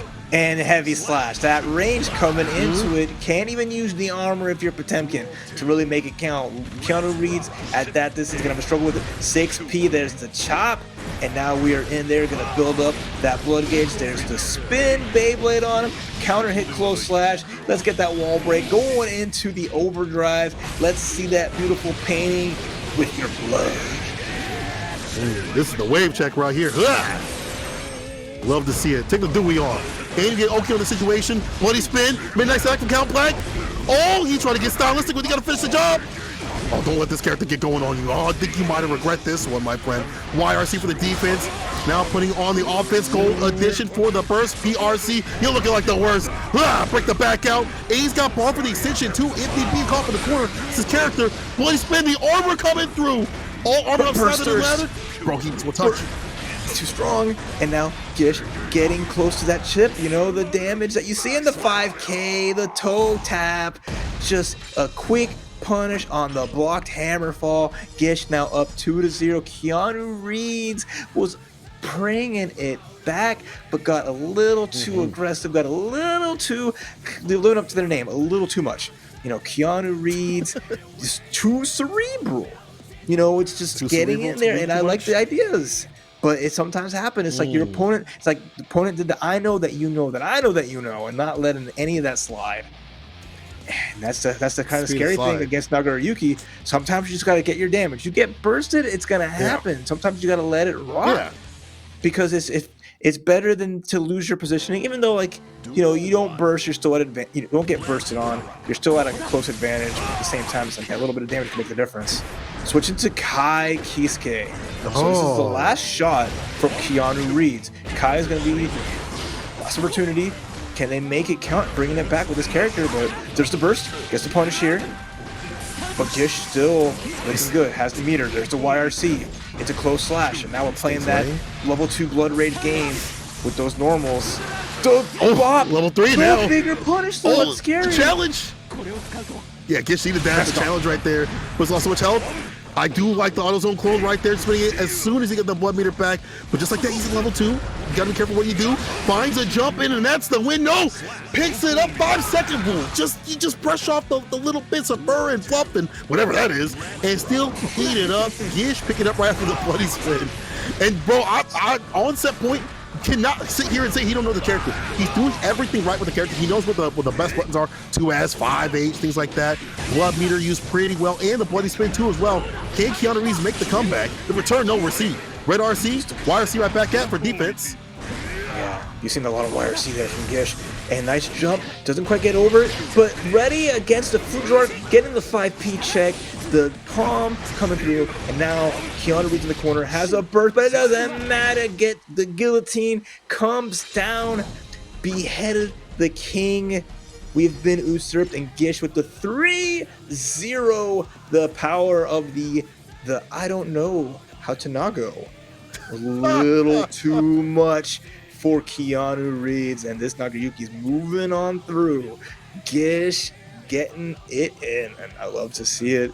I love the mix-up doesn't start at characters, like, no, the mix-up starts at the player interviews, just letting you know immediately, like, oh, The it's my first time OSs. playing. This is my first major tournament after I practice. I don't know what I'm doing, but I'm gonna do my best. Well, what I do know is we gotta give some love to our beautiful sponsors putting on this event. Let's roll it and show y'all who's been giving love. Because we gotta, first of all, give love to Guilty Gear Strive, right? Bringing in the holidays. One good way is to buy it now. Steam, PlayStation, 35% off. Y'all can pick it up ASAP, expeditiously. Get it, buy it, give it to your friends if you already have it. No better time to enjoy Guilty Gear Strive.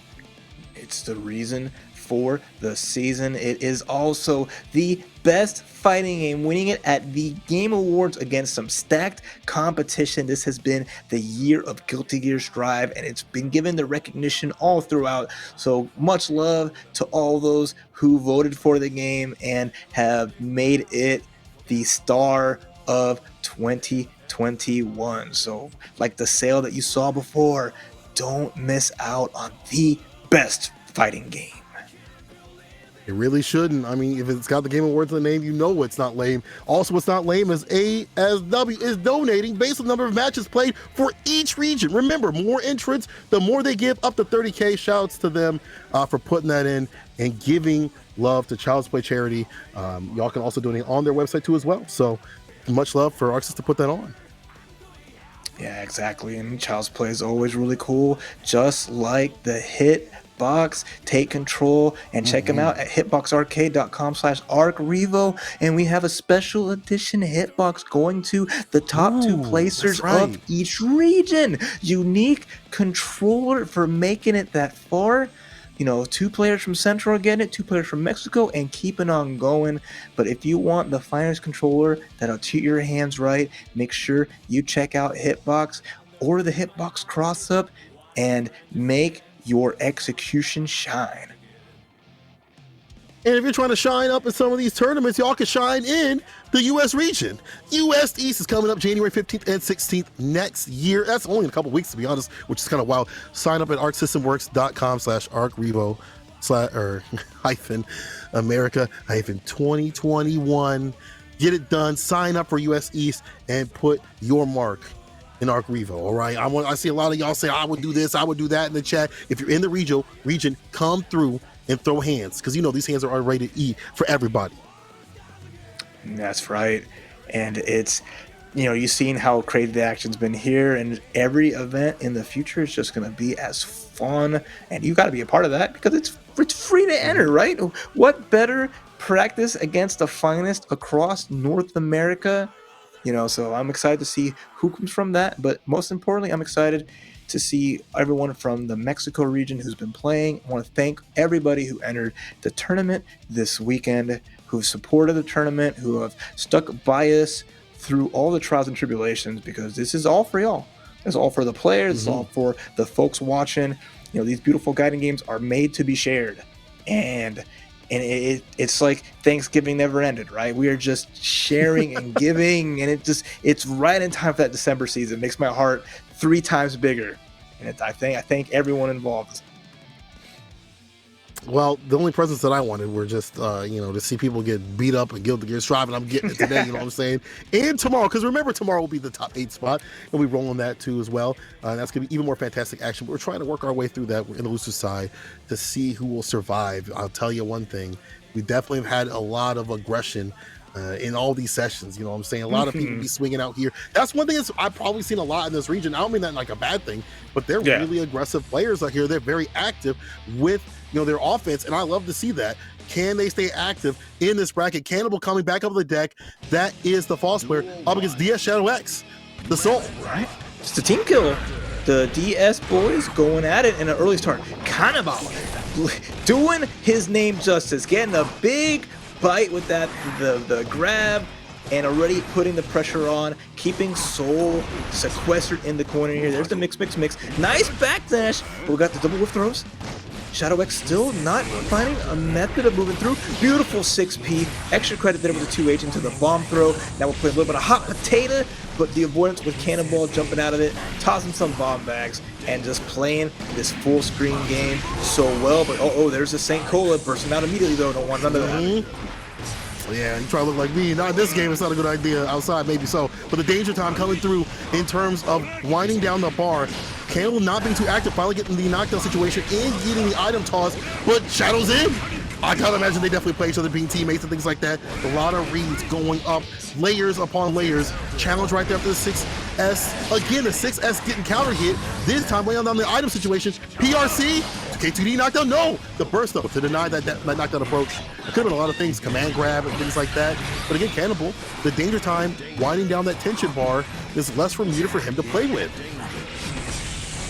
Oh man, there we go again, the bomb is there, and your Shadow X, you're just kind of chilling in the corner. There's a hard knockdown, and there's the throw into RC. I like that pressure continuing on.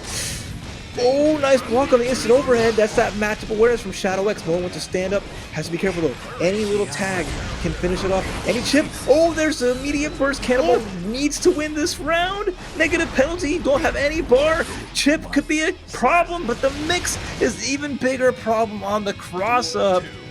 And that was just round number 1. That's crazy. That was one of those active rounds that I've ever seen go down in time like that.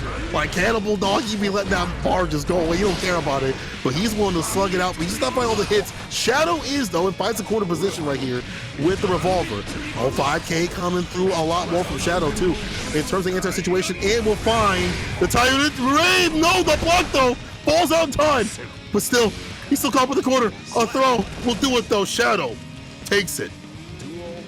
Right, nice pressure. That was a lot faster of a round. The aggression is in the building, and looks like we get a quick, button checks just to make sure everything is a-okay in game. We're back to it. Danger, gotta watch out. The game is letting you know. Be careful. Don't be backing up like that. We have to scrap. Nice. Didn't quite get the safe jump in the corner. What a conversion off of Faust's own bomb. Shadow was ready to make it count, and now Cannibal has to find a way out of this corner. Tries to scalpel through, but nice avoidance. Shadow X playing this so well, being so mobile. There's the jump, maybe getting a burst, but the drill comes through into the mix, back to the mid screen. He's really going for these 2K, these dive kicks that are working out. The absolute money. 2K again. Shadow with the bar, got a lot to use. Good find a whip punish on some of these sequences. Will just ride the hit with RC, takes the burst. This is looking like the worst. The bar is going down in terms of health. Yo, Cannibal with the overhead. Help this man. The dash up, he's dead. The aggression that Shadow puts on, Cannibal can't scrap with them. There are characters that you cannot scrap with, and Soul is definitely one of them, especially when it's your training partner who knows how you play, dog. I feel like the 2Ks were coming through with the dive kicks. That was great. You saw the counters when they don't work, when you're whiffing, when you're minus. We see Shadow taking advantage of these situations, finding punishes, and getting more damage. And Soul, he gonna scrap harder. He's about that life. Cannibal dabbles, on the weekends, but Soul is about that life. You got to be careful. That's right. You got to be extra careful because, you do your best to zone them out. You do your best to keep them out. But once they get in, it's just like the hard part is Soul's just sticking to you like glue. And, Shadow is taking his time, making it count. There's the jump to probably be a little burst out. Didn't quite come out. But, and a goal burst. I love that stealing your turn back. I don't got an uppercut, but I got a way of getting myself all this bar in a 6P counter hit. There's the burst on the mix. Little dangerous, especially considering that Cannibal had all that meter from the goal burst. Tries to fly away. Sailing into the wind, not quite.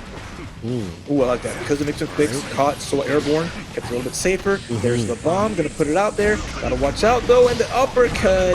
Stealing turns back left and right. Full conversion too into the bandit.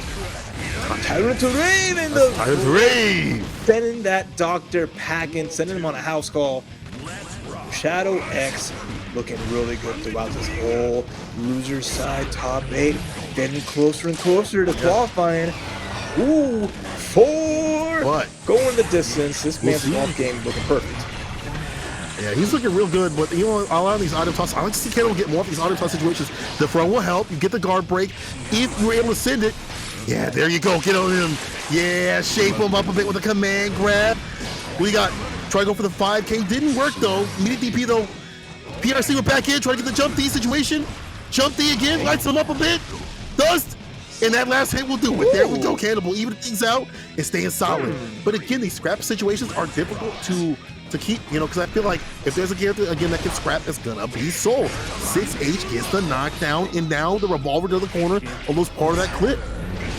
Oh, the 6P on the 6S. Again, that's that matchup awareness. Knowing your opponent. Knowing, okay, Soul's going to be swinging. I can beat out those with my own normals. Gets the full conversion and gets the burst punish. This is going to be good damage for Cannibal, who's going to go for the scalpel pull to break the wall. Has meter to finish the job. We're going to see the tricky stuff to end it. No, we're just going to see the cross-up. Well, I guess that's the tricky stuff. The cross-up Scarecrow diving in. Have meter to get extra damage if they needed it, but Cannibal living it up. And that was such a good call out on that. There were so many things to be wary of, but because Shadow X ran forward, the dive hit cross up just like so, getting that finish there. It was beautiful stuff from Cannibal. Realized the situation of like, you have low life. You're not going to want to aggress me too hard, so I can just kind of play my cards, do something that's not is normally really punishable, but is the tricky stuff. So it's the player matchup, knowing that these folks are, you know, representing the same team. They're doing a good job of it and making it really fun. That's a good point. You bring up the player matchup. You know, maybe that situation might go for an RC to stop that approach. Usually, you know, if you don't feel like you're not going to react in time, but maybe he's like, I've never seen him use that move. It's one of those things we were playing against a player. And here we go, Cannibal with the back throw. Little empty, trying to find DP. No go though. 5K doesn't find a conversion. Shadow still swinging. DP red RC to keep things safe. Trying to find the dust. The blocks though. Cannibal with the overhead. He's out of there. He's like, I don't want to approach too far in to get that win. Red RC, so mini me, has the lockdown. Oh, good guard break off of the 100-ton weight. And catches the back dash. We're going to get a bomb explosion. No, we're just going to have the pressure from it. And then the drill. You might think he's a dentist, so he's not, but that drill is just as potent. And now Cannibal looking super good here. Won that last game, is looking on pace to get this one. Those like immediate drills in the air. So good to make you think that Faust is going to just jump. Good way of controlling the ground, keeping things going forward. Immediate versus counter hit, I like that there. Cannibal, but here comes Shadow with the grab, and now the pressure's on. Backdash in, bomb back, make the escape. Keeping that going. A big punish. There's the burst out. Cannibal's looking good here, but because they didn't cancel the drill because it was so high, that 3-frame 5K is so good. Hard knockdown. Gonna go for a jump. Cannibal PRC dies to the counter hit. Got a little greedy with the grabs. Oh, what are you trying to grab? Nothing's there. You just grabbing your demons over there.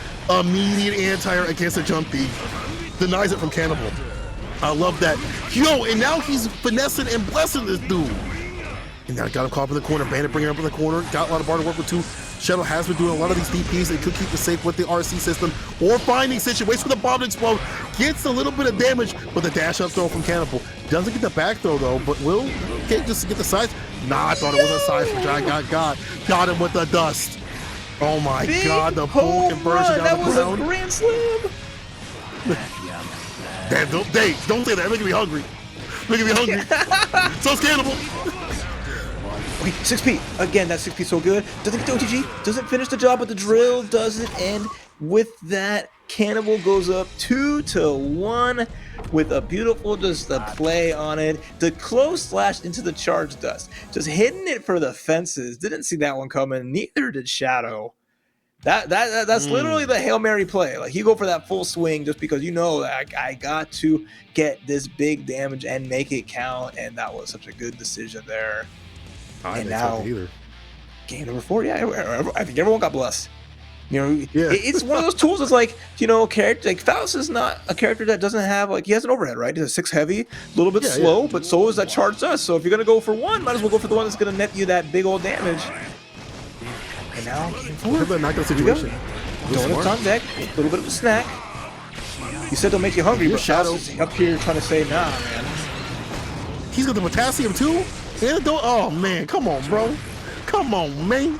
One thing if I'm Shadow, I'm looking for these 2K drill kicks and finding a way to delete them off the table. DPs or things like that, don't let them go for free because Cannibal will send them out even without bar. Look at that, right there. He's aware, gets a knockdown and a 10 to tool man, ruling the neutral and pulling him in Yo, a little bit of style, but not enough to, bro, you let him live. Find the finish, find the finish. There's too much scaling on that PRC. Oh, man. The scary part, okay, I like that going for the Super RC, but Shadow X was ready for it. It's a big hit. Oh, no, the fake gun flame. The feint comes out, gets hit for his troubles, trying to get a little too tricky. Cannonball 1 round away from making it count and making the top 8. I mean, now he switch up where he actually dive kicks, so it's now even more difficult. Lance gets the 6P, the mix. And now that trumpet, as soon as the trumpet comes in, you want to get in. Like, you want to get that trumpet because it will hurt you as a false player. Weighing down the 2K, not going to cancel the 2D. I like that. Not trying to get punishable too much. But dash in, too far out though. And the crawl, just a scoop step under the 6S. Bomb in play. Careful now. The bomb has been activated. Mix, but yeah, it doesn't go in. Doesn't want to use that bar just yet to stay solid. Shadow X just has that spacing, just waiting it out, trying to see. Maybe I can see an item that lets me get in for free. The drill into RC, there's the pressure. Stuck in this corner as the guard comes up with jumping K into the conversion, gets out of the bomb's range, so avoids the explosion here. Volcanic Viper doesn't work out, neither does the snip. And here comes Shadow X. Oh, big whiff. Nice blocking the overhead. There's the dive. It is a tricky thing to avoid, gets hit by it, and now we're in danger. Soul is in danger in more ways than one. One touch to seal it in the 5P to do it. Cannibal. He's swinging and done swung his own friend out of the tournament. Ooh, got a Faust in top 8? Bad, right, Rev? We got a Faust I don't know. in top 8? I feel good though because we got Faust in bad. top 8. But we got Faust. I thought he was bad. Not Loust. He ain't Loust anymore. Those days are long over. He might not be the tip bitty top, but this doctor has re-upped the licenses. Faust has gotten that passion back for helping folks out and helping himself to top 8. So great stuff to Cannonball. But fun stuff from Shadow X. Really fun to see that. So that was an excellent match. Just because again, it's the player match is so fun to dissect. Seeing both people who you can tell from the way they move and how they approach against each other that they know their history, and that's a lot of fun.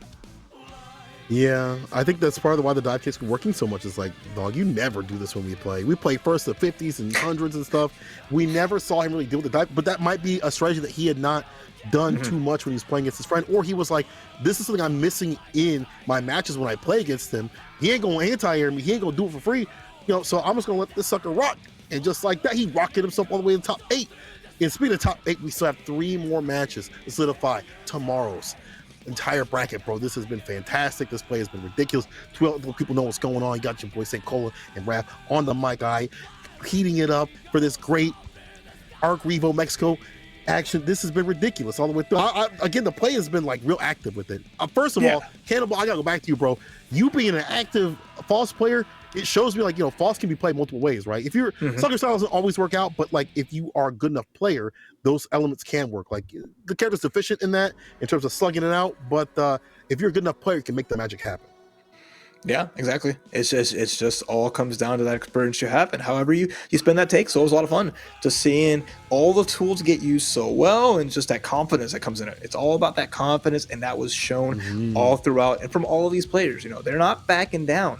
We have like a zoning character like Faust. We're playing it like we're playing those heavy hitters, like we're playing those that go in. No one's playing Axel here. No one is sitting back and just waiting the clock out. We just have people just fighting and scrapping because there's, like I said, there's a lot on the line here. There's a big top 8 tomorrow, and they're not leaving anything to chance. So that's been so fun here at ARCREVO America Mexican Edition. And if it's like certain beverages like Coke, the Mex Edition is always so good. Yes, sir. Yes, sir. I can't wait for these last matches. Also, can't wait to see what happens in top 8 because I feel like also when you get in the top 8, you start like solidifying your gameplay. Okay, these traps, things like that I had before, I can't be doing them anymore because that's like the final day.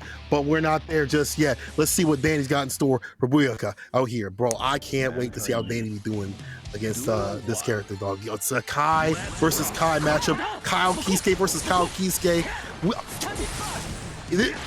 Who's gonna be more inspirational? I don't know. We'll see. Who is the true king in the mirror match? There can only be one of the kings here, and it's gonna be fun to see because, like, you know, it's one of those mirror matches always super hard. Both players know their character front to back, but how well do you know facing your own character? This is, you know, it's a 5-5 matchup. You might think that, but what answers do you got? There's a stun dipper. There's an answer. There's the pressure, but the check with the 2P. Oh, and there's the charge, dust, and immediate burst. You might block it, but you're still safe at the very least. That's just a nice tech to at least force the burst out. Yeah, get that element off the table. That's less you have to worry about. Boyka just in the lead right here. Taking the fireball, the shock state, knows what to do. PRC to stay solid after the stun dip. Now slinging out the flip kick, but too far out though. Danny losing a lot of health, just runs it raw. Makes it fall. I like that. Meaty fireball, no vegan, dash up tech. Stay solid, doesn't get opened up in the throw. Goes, oh, he just does it. There's no bar, he just be doing it. 2S. Oh, quick dust. The dust. Kill though, but chip can be effective. If you are Danny, ran up and get hit by the thunderball.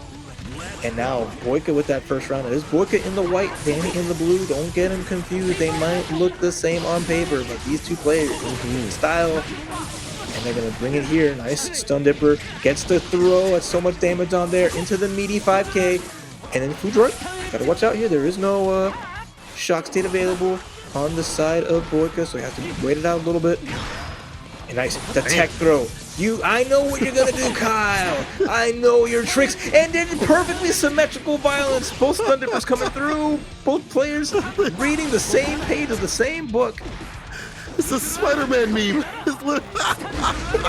But you gotta be careful. Gets opened up. That's one way to deal with the flip kick. The stun dipper is a flip kick right over it. But Danny's got the lead though. Dust with RC. Open him up. Yeah, get him to the corner. Make it fall, meaty fireball.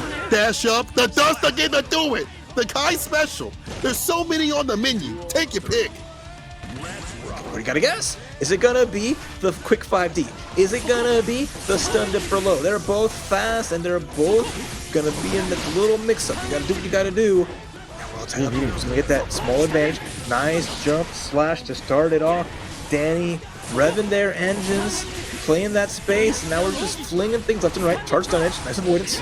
Stun dipper, light punish, but he's gonna get a charge stun edge. But the vapor thrust works out. 6P fights out of the corner and catches the slide.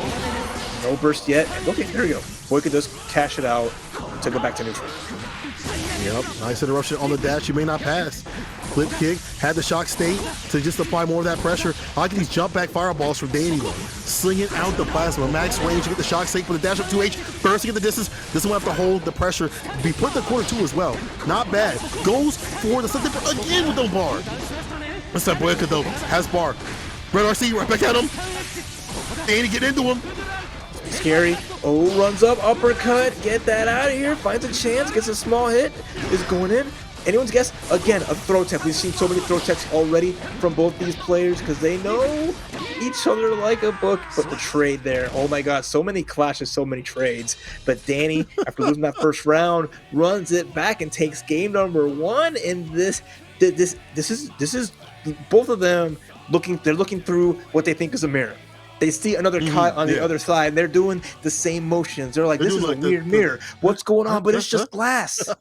It's not the reflection. It's the other person. But they're just so in sync in this. This is the real. This is not a mirror match. This is a glass match. This is the window match. I'm telling you. This is looking through a window at yourself. Yeah, Danny definitely. I feel like the exchanges are a little bit better for Danny. His resources are being spent better, and the shock states have been a little bit better. Boyka has been punished a little bit more on the stun edges, so maybe that's what the stun dipper. Sorry, that may be something to take off the table for a little bit, especially when you have bar. You're just getting yourself knocked down with 2K2D knockdown. But hey, Danny, we doing it too, so lucky see monkey do. I do it too. I like the jump S, try to find a way over the fireball. Not always reach it, but still putting that threat on the deck. That jump S, one of Kai's best buttons. Love to see it used right here. Oh, stun dipper again.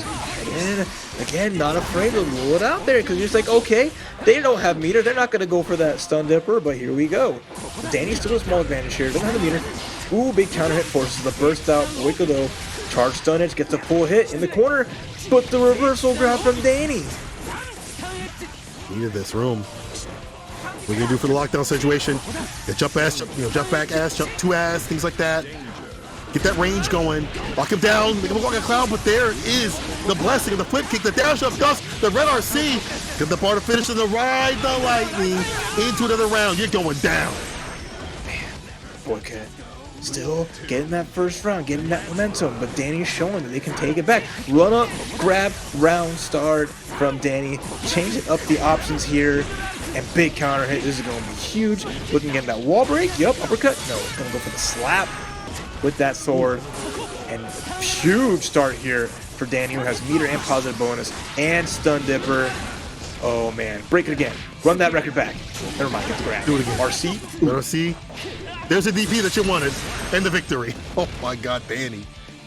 Bro, how is Danny? He's so good at like having these good round starts or these like momentum pushes, and Whitaker's gonna come back from all the way from the break, the dash up throw. Even with shock state, you would expect someone to back off when they apply the shock state, but that's the next level.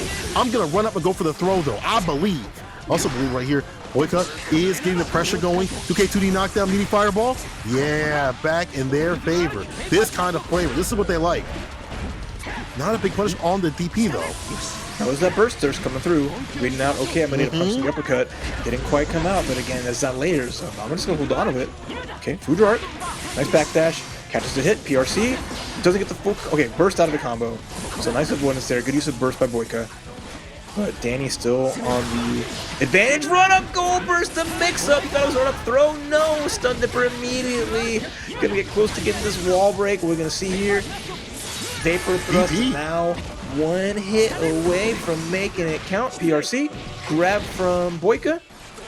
Opportunity, but it's scary because there's that stun dip from PRC. Sayonara. We talked about how strong Kyle, I keep saying Kyle, but this is more like Kai, Kisuke is. Yeah, I feel like as soon as his character gets the bar, that's when he becomes strong. And not only that with the shock state, but then again, we see how Danny applies, or he works around the shock state when it's applied to him. When he got the stain on his shirt, he still runs in to get the damage. And that's so risky, but you see the reward. You know, the other person's like, he would never do that. He knows what could come to that. But Danny, he makes most of these situations, is super explosive, and is firing the mark. He's on game point right now. He is. Exactly. I mean, but it's like he's up 2-0. These are like the definition of it was, 3-0, but it was close though, because these batches have been going down, round for round, pound for pound, answering back here and there. Just Danny has that small advantage. Danny's just taking these throws. Danny, like, I know what Kai players want. They only want one thing, and it's disgusting. They want to get those grabs. They want to run up, grab you just like that. But again, Boyka, early start, got a nice little life lead, getting some hits in. Has to be careful though, because Danny can answer back, has a lot of bar. And there's a stun dipper, PRC. The bursters comes through. Boyka don't let him have it. Keeping it on with the pressure from Danny. That fireball sequence right there, that's also a little bit of, bursters, but at least it's a little bit more easier to, you supply that shock state, and then you get something off of that. So Danny still slinging out the plasma with the aerial push, but got clipped low. Burst though for Danny. Goes in for the impression. Vapor thrust DP, runs it. Slings out the fireball, gets a hit, jump S. Anybody's game here. What does that burst? But I feel like he might not want to use it just now. Jump in a super. That'll be the win. Danny on set point. Died by the stun dipper. Fully whiffed. Danny got that full punish and now is sitting pretty here. Oh my God, you cannot throw this, man. Unhand me, I am the king. So are you, but everything. I'm telling you, oh my goodness. You may be a king, but I'm an emperor, he said. Oh, stun dipper again, dog. Danny just slinging him out. Yo, boy, you gotta start blocking low and punish. Okay, dancing around, pirouetting, flipping through. Stun dipper, RC, gotta put some pressure on. Nice from Boyka, just waiting it out. Saw the fireball come out. Got the slot, stun dipper, but again, Danny with the tech on the grab. Okay, small punish. Run up grab. Oh my God, we're in the tech though. We just avoid them, cash out, big damage. Alright, trying to put a jump back. There's a knockdown. Meaty fireball, no vegan. Blocks the dust. Didn't want any of that situation. Danny does have bar swords. You see him jumping, like looking for that sun edge. Comes through. Clips him low. There you go. Off the backboard. Danny in trouble. Into the DP. Didn't have the bar to run the super situation. Danny does have bar. You know what he wants. You know what he's hungry for. He's about to not get his hunger done because there's the throw. And that's one. On the board, closer and closer to the game. Standing off set point. Bro, he done dash up, for the throw again. He does it again. Kai is the second grappler. He is the other character with the big grappler Really that is. starts. RC gonna get the dust into just a slap, and now Danny, anything will do it. Wanna grab? No, not yet. He's scheming though. He's plotting. He's got something ready on deck. Any little thing will do it. It's gonna be the stun dipper, and there you have it. Sayonara with the perfect. Danny advances to top 8 on the loser side here at ARCREVO America, Mexico, and it has been one crazy match between him and Boyka, but unfortunately Boyka is out at 9th place today. If you watch that match, Boyka, at least in the beginning, like it didn't feel like it was a 3-0 clean sweep. It definitely felt like they were at the precipice of being put down. Either person, round for round, as you said, pound for pound. It could have been anybody's game, but I feel like just the stun dippers were just too much, and just no voice. Like Danny definitely had a plan. He would say he'd like jump back, neutral jump fireball, or jump back fireball, whatever, or neutral jump. Looking out for those moments. And you saw the risk because once things started getting his momentum, he was like, "Listen, I'll sling these suckers out. I don't care, bro. Yeah, I feel like I'm about to win. I'm just gonna keep doing it until you stop me, until you prove to me that you can stop me. I'm gonna keep doing it." And so we got the victory. Yeah, and again, it was just like, Boyka just kept going for things of the same nature, just never really worked. Like the throws. I've never seen so many throws get teched so consistently, but it was just, they were so ready for it. It was a great job from Danny, just on point. It was like avoiding the stun dippers, blocking it out, and just doing, returning it in favor, and it just showed kind of Boyka just didn't get like the little extra defense. It's like they I think Boyka statted their Kai differently. They put those stat points a little more into offense, where you saw a lot more come out in defense on Danny. So it's like those changes you see, because despite it being the same character, and despite like a lot of the similarities in what they're doing, there is those little differentials that you saw. Like you saw with Danny being a little more aware and acting on it, whereas you saw Boyka just being a bit more aggressive without meter, whereas Danny kind of held back and picked their opportunities until they had it. So it's fun. It's cool to see different takes, even if similar. There is those little fringe things between the two. That's why I like even mirror matches in this game are super fun, like to see. Still, you might be seeing that quite a bit because that just happens. Some people pick the same characters, but you see the difference in their play, and that's happened quite a bit. You see that minute difference, and now the difference in play. Let Danny move on to top 8 tomorrow. We'll see them, and we still have 2 more matches on the deck, people. Y'all better not go anywhere. AR Robert coming through against Rigama, bro. This is gonna be another sick match. And then after that, Mike versus Gish. Mike, the person that people might pick if you look at the bracket to make it all the way through and win the whole dang thing in loser side. Before we get to that, back at it, Rigama versus AR Robert. Milia versus Soul. Milias don't mind the Soul matchup. Milias are like, I am A-okay fighting Soul bad guy. This character can't really catch me, but on the ground, if he hits me, it's gonna hurt. And that's always gonna be like that key differential. It's like, if this man puts hands on me, it's not gonna be pretty. But Rigama with the burst there, already lost half-life, so that's like I was saying. But if Rigama can get started, but it might be tough against a player of the caliber of Robert. That's true. We've also seen Rigama take a little bit to kind of get going. 5K deny that approach to the air right there. Yeah, the red RC goes low. That's the little mix right there. The red RC after the little record situation off the revolver. Because usually you do that, you can't stop it if they just do it wrong. But the red RC makes it a lot faster, hard to react to. Immediate burst though from Robert. As soon as he got hit with the Iron Saber, the hair caught. 5K again for the anti-situation and the DP to put him in the corner. Yeah, that's been just good patience. Robert waiting for these double air dashes, little mix-ups. Oh, wait a minute, speaking of mix-ups, catches on the other side, and there's a big hit. Doesn't get the knockdown. Wake up 5K. I like that answer. That's so fast, and I love the winger. Maybe it is Maybelline, as my friend St. Cole would say, and there's that hard knockdown. What we got here? Nice bait. Nice uppercut. Yeah, greedy jerk. I see what you're trying to do. We ain't getting that across on me. No, sir. I wonder if Rigama is the type. Oh, never mind. I was gonna say how good they are. Like you give them the first round, you get that data going in, and then you just get that win. But hold on now, Robert, turn up my volume right here. As soon as I said that, Rigama with the commentator's curse. Oh, what the heck just happened there? He peeled from the other side. That was like nutty. Behind me. Nothing personal, kid. Nothing personnel. Ugh. But all right, Robert's like cool mix of what if I just grab you and take out a chunk? Oh my goodness, had to burst that immediately. Gonna be so much life lost from the counter hit. Oh, it's a 6P. PRC, 5K, runs it raw, make it fall, one touch, the dust, charge it up, send them, and seal it. Robert. One thing that people have had an issue with is keeping pace with Regama, right? Like, people can't keep up with Regama, but Robert with that 5K and just the dash ups is done doing the duty.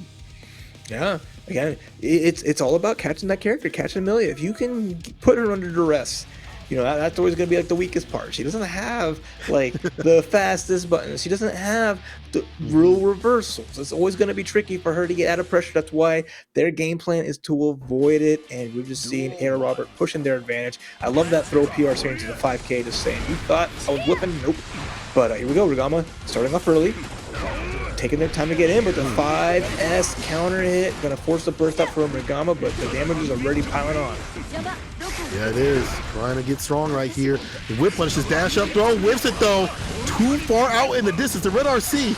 That's a lot of quarter carry off that DP. Jump H, YRC for the defense. How much offense can Regama get? None! 6H! Sit him down to the ground. Make him look like a clown. The way that hits, I feel it. That feels like it's personal. That move is just straight mean. That is a full punish. You cannot use S-Disc as Milia on a soul like that because that 6H will hit and it will hurt. Oh my god, counter hit. RC, that's big. There's still no burst available here for Regama, who techs didn't take as much damage, but now they have to get a grab. They have to get something going. There's a heavy disc. Whiff throw. I don't know what they're waiting for. And then we'll get just up back from Robert. Oh wait, bad move. And a good burst. Yeah, feel good right here for Robert to get back to neutral. So Shaker to get the distance. Jump H, try to get the knockdown. 5H, yeah, Robert taking back his turn. Look at that walk up. Oh my god. The confidence that Robert has right now that he's showing this match right there. Jump H, Benneberger doesn't reach. The burst to stay solid might be a hero addition because Robert is the villain with the 2S to seal it. Bro, Robert. He's swinging. Good. He is swinging. He's picking his spots and he is going up full first. Just wah! Everything's just perfect there. Now Robert, one game away, getting into that top 8, putting Mr. Son Bad Dude on deck for an amazing top 8. We've seen a lot of them. We've seen a lot of souls. There's souls, sons, and everything in between. You know, from dawn until dusk, we have seen so many come out of here in the Mexico region, but none have really cut the mustard. They haven't made the distance, and I feel like Robert, the way they're playing, looking to be the first. They might be. See who's got that thirst for victory.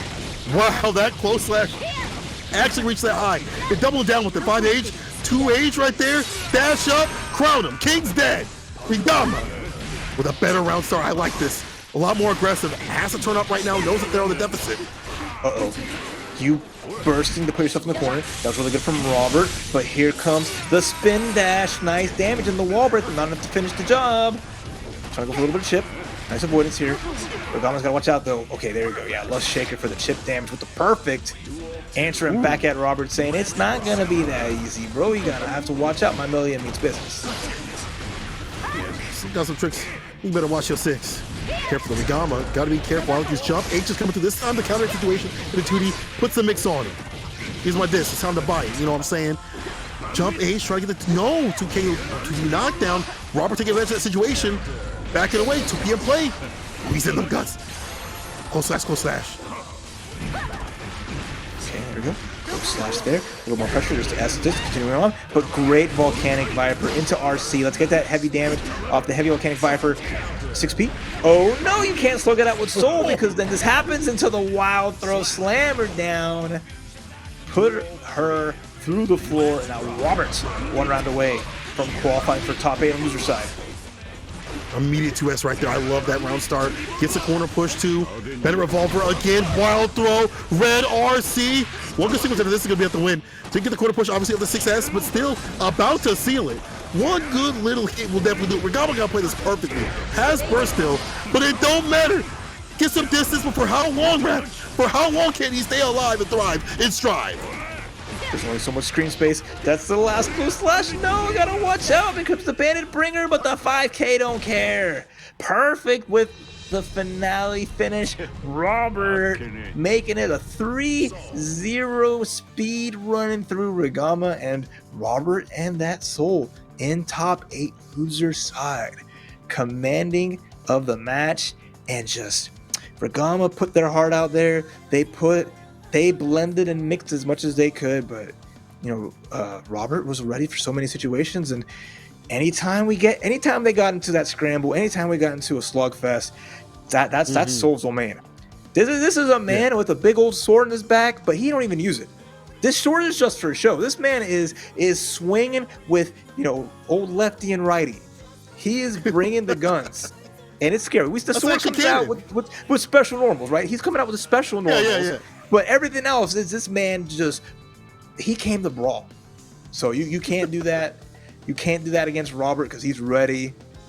And good stuff to him. Continuing on, and now we are down to our final match. Our final match of the day, the final Soul, to see if they're going to be moving on to join Robert. My guess coming through, that is the Evo second placer. Would love to have a win, of course, but in loser's side, now has to go up against someone who says they don't know how to play Nago. Well, I'll tell you one thing. I saw my man Gish working out there. It's looking a little different. That was a 3-0 clean sweep over Keanu Reeves. We'd love to have the same against Mike, who is the favorite, I think, to win this for a lot of people who maybe aren't as familiar with the Mexico scene, but see a lot of players that are in this bracket, like they probably think Mike is the one to seal it, but let's see what happens here. Mike going with the Ram. No soul, though. No heart. So it's going to be spooky here. We'll see how it goes out. I like the Ram idea against Nago Ryuki. You have a character with some good range to kind of fight it out, but it's Nago. That damage is there. Nice block. I see a punish. Oh, there's the burst. Nothing off of that, but still, you forced Mike to use the resources. Oh no, the blood rage! Edward Cullen didn't take the insulin, and now you pay for it. That was huge for Mike, giving the freebie. Sometimes Nago Ryuki's a little generous. It's the holiday season. The reason is always about giving. That's right. This is a season for giving. Uh-oh. Close slash counter hit, back fist, check my wrist, 6H gets the corner push. Not where you want to be when you have to fight Ram, you see. This character applies the pressure. That far slash interrupting this character. Oh, this is looking bad. Super, yes, sir.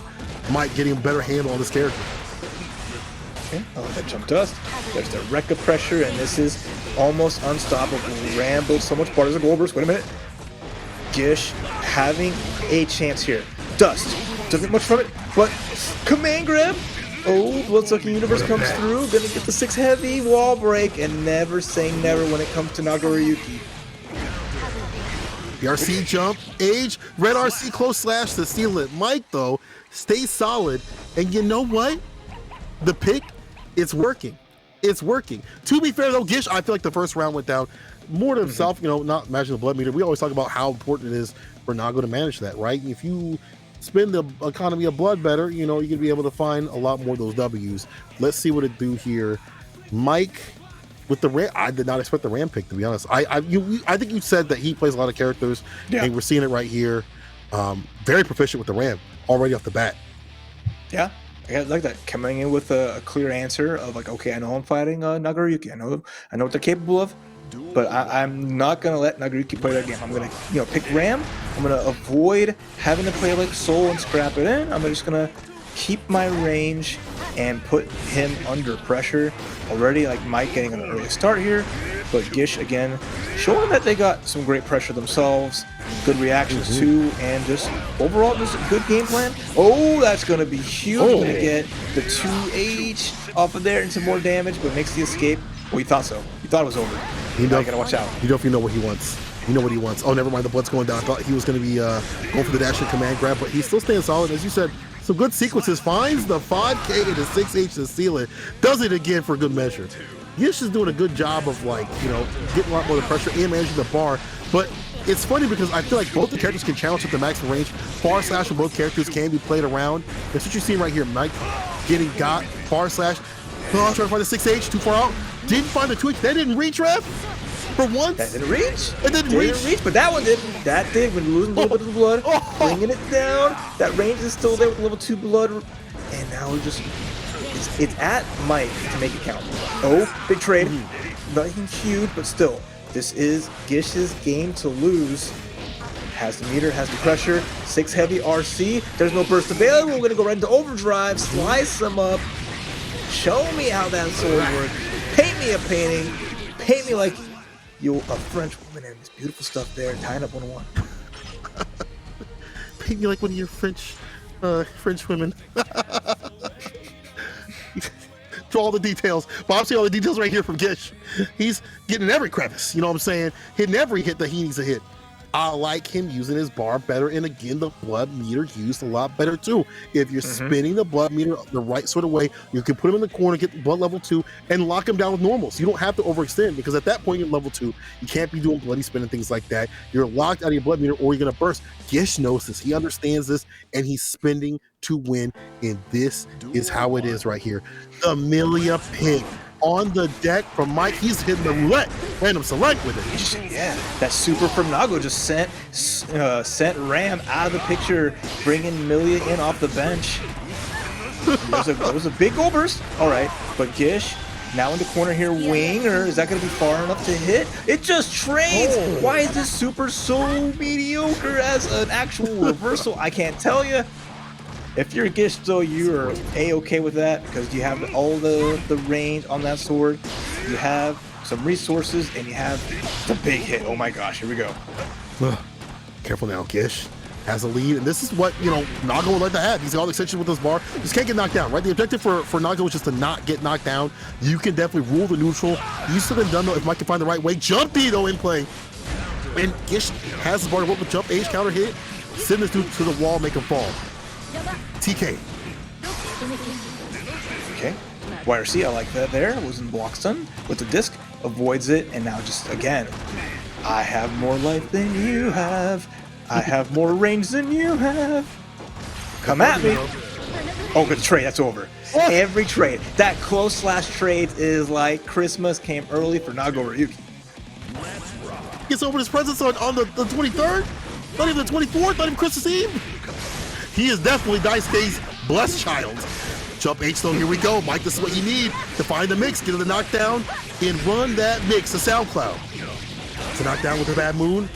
First, get the distance. What's the sneakers right here? Oh, I like that. 5P check. Should have had a V8. That's disgusting. I don't like V8s. Why don't Mike Sapton don't like this? He's getting sliced up here. Gish, a small lead. Oh, nice up back with the jump heavy. Puts the disc down. Good blocks. Okay, Gish is patient, waiting for it. There's the cross up. There's the grab. Mike trying to close it out here. Is going to get close. Okay, nice. Beats out the press on the anti-air there from Gish. And now we're around a piece. Dang, Mike kind of getting into Gish right here. The knockdown situation, that's all he needs. Gish basically got to stay on his feet to stay in play. Doesn't go for any anti-situations, just taking these jump H's and blocking it out, seeing what it's all about. Jump H, no anti right there again. Gish, still in the lead of health. He knows that he just needs like 1 or 2 quick conversions to burst to get the distance. AutoZone with the clone to get out of the corner. Oh god, here we go. 5K into that 6 heavy, nice throw from Mike. Gonna put that disc out. Oh, the up back with the grab OTG, that's so scary. BRC, and Gish is like, I'm gonna drift out of there. Makes some space. And now it's a one-hit game. If you are Gish, Gold Burst, there's the punish. Little bit greed from Mike, and Gish was just the perfect patience. Far slash for the punish, and now 2-1. Gish looking to put this Nago Ryuki in top 8 over one of Mexico's finest. You know, you told me to look at the bracket, you know, and say my pick was, it definitely would have been Mike, you know, no offense to any of the other players, but that's just who a lot of us do know in terms of consistency for tournaments. Gish looking to put a stop to this, and we're going back to basics. Mike is ride or die. The sun might not be shining on him right now because he is down a game. Gish on game point though, but it's back to basics with Soul. Here we go. Okay, yeah, I mean, Gish is running the momentum. Oh, 6 heavy round start. What a start. An immediate burst out from Gish, but now we're playing that neutral. We're playing that game. We just wait it out. Gonna see how can Gish get that blood up. Can Mike get these big hits in? Nice 5K. Party time. Nice damage. Hey, you get the, not quite the wall break. One more hit will do it. It's a spooky Gish. Yeah, it's looking real bad. Burst to keep that offense going. 2S, 5H, like he backed off a little bit. Mike just won't let anything whiff. Goes underneath. Man, no challenge though from Gish on that revolver. There's no bar, you don't have to worry about that 5H coming through though. Look at where that hitbox was at. Red RC, YRC, get the distance. No cancel, off that far S. Didn't trust it. Beautiful anti-air. Soul's anti-air so good, and Mike was so ready for it with that small life lead. So the Soul pick, driven down to picking their main, going to like, this is the character that's my almost been my ride or die. I've been dying a couple of times, and I will ride, and we're going back on it. This is going to be it. But still, I mean, Gish is just showing how good their Naga's been. And so I will never count them out, even if Mike brings up the big gun. I really like the fact that Mike has the aerial approach locked down. PRC to stay away from the burst. I love that. The burst thirst is quenched. He's into him. Yo, that was so smart, the PRC to back away with the burst in play. And Mike, a lot more active, has the DPs, the anti-airs. We see Gish go to the skies, but no surprise, my man's got full anti-airs on the deck. Land, sea, and skies are locked down. The throw, the dust, the do it. Mike is still alive. Right. Now, you unlocked Final Boss Mike. Right, you went down through the two front runner characters, just testing the water, and now the final form has been achieved. But does Gish have enough MP left? Do they have enough HP points? Do they have enough items to make it past the true final boss here? Because only one of these players is making it to top 8. This is do or die for both. 2-2 in a loser's top 8 qualifying match. Gish versus Mike as the final match of the night, people.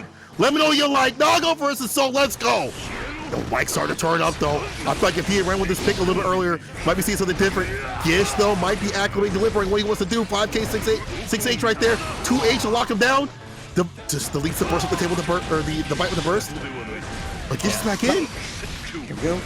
Oh, backs it out. Gotta be careful. Blood Rage is coming soon. Okay, barely coming back down. So Gish manages that meter extremely perfectly because Soul can really make it count. Okay. Looks like creating the burst, but delayed burst for Gish. Actually works out really well there. Nice.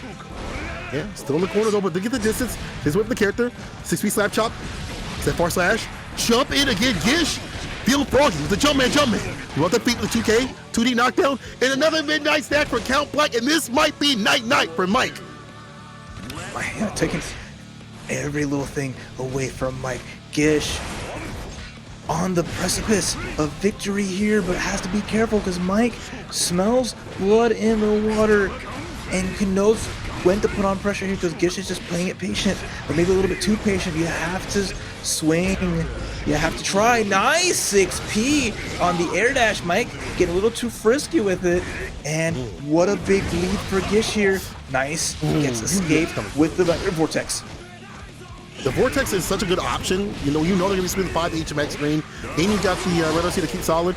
Gets the Gold Edition burst. He's staying in with the Gucci. This is what he needs. He needs the spar to work. He needs the butter to cook with. What do you have on the menu for me, Mike? Oh, the Bandit Bringer doesn't want to spin the bar to make him fall just yet. PRC 6H, final game, final round. Gish versus Mike. Okay, anybody has this on deck. The 6/ beating out the clone. That's already the blood gauge built up. If you're Gish, gotta be careful. You don't want to finish this off with a blood rage explosion, but now just kind of waiting it out. Use that range, to your advantage. Get that chip damage too while you can. But nice with punish with air dash. Here comes Mike. Jumps in. A little damage here and there. Akawi knows that he's going to go for that 5H, especially get that bar down, as you said, the blood bar down, which is possible. So he's applying these jump ins, but careful of a 2H situation that could come from Gish. Gish is, that wrist gauge is great, bro. Interruption, the blood spin. Red RC, we knew this was coming.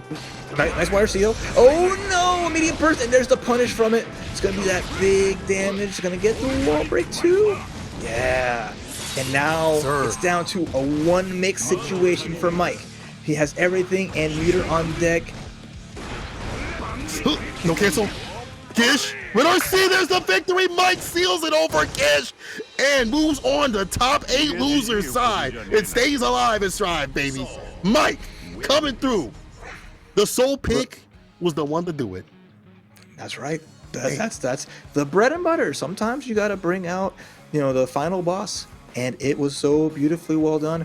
But Gish made it so good, taking Mike to have to do it right, losing to the Ram that first mhm. round, but then bringing out the Milia and then forcing Mike to bring out the Soul just so Mike can make it through, and that was just great play from Gish, but even better from Mike to bring that back and just that's going to round out your top 8. We have the players locked in and decided, and there's the bracket. Talk to me, St. Cola. Who are we seeing tomorrow?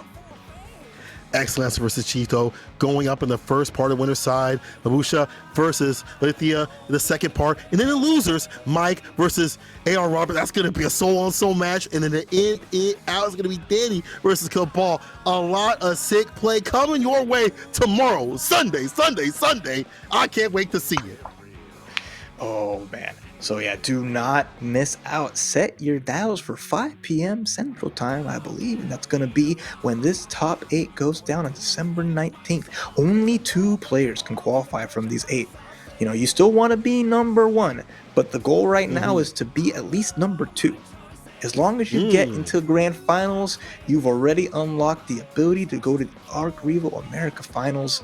And I'm excited to see which of these amazing players is going to make it that far tomorrow. And I can't call it.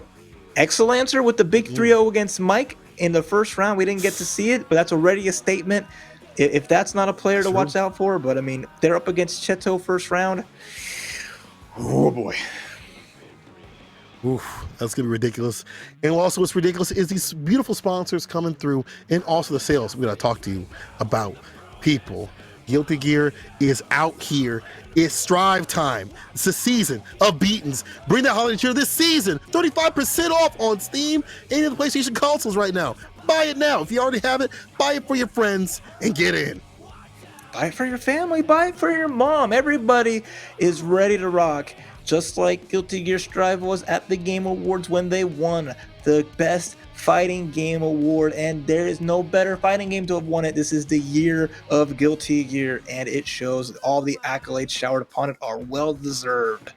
So, everyone who voted and everyone who supported, thank you all so much for helping Guilty Gear Strive achieve greatness. And I want to say thank you to everybody playing these tournaments. Y'all have achieved quite a few things, even if you don't know it, for Child's Play charity. ASW is donating based on the number of matches played for each region. The more entrants, the more they give, up to 30K. So if you came to play, we appreciate all of you. And then last but not least, y'all can also appreciate this beautiful hitbox right here and take control of your play at hitboxarcade.com/ARCREVO.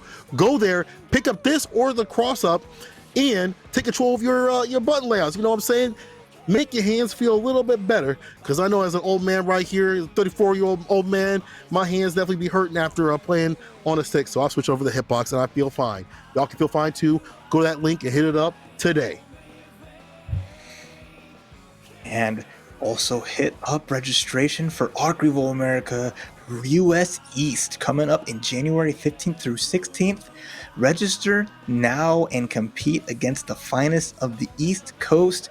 Again, we're going to follow suit. 2 people from East Coast will qualify for ARCREVO America, where they will meet against the winners of Central, Flash Metroid, and Days, and the winners of ARCREVO America Mexico.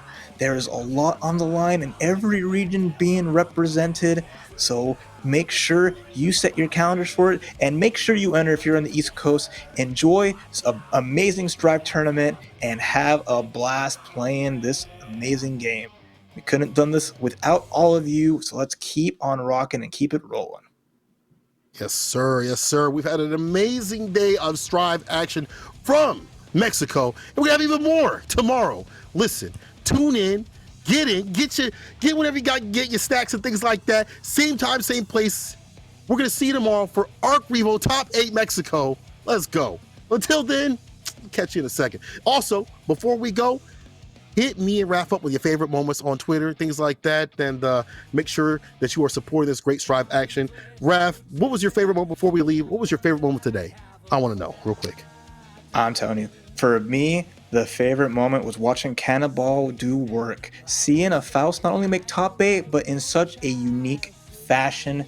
You're only going to find that here at ARCREVO America, Mexico. So thank you, Cannibal, for making it an amazing show. What about you, St. Cola? What is your moment that you will reflect on fondly? What do you got? You know what? It was actually Cannibal too.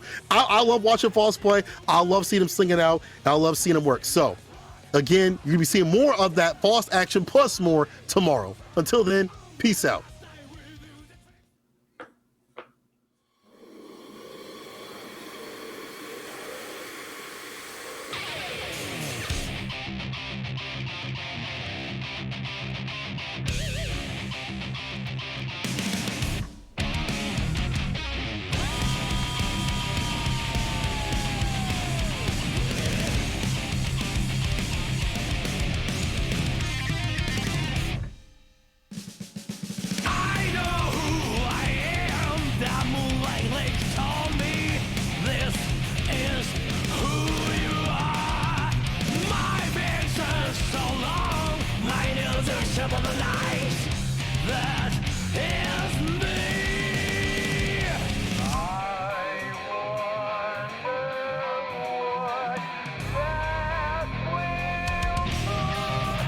These bullshit blazing, still my heart is blazing.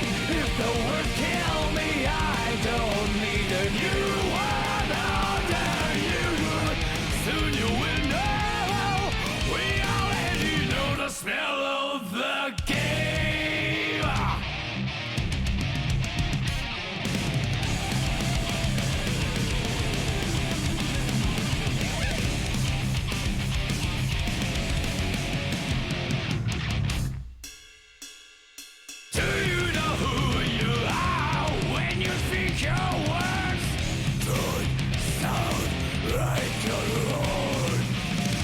Something that toxic created by this world.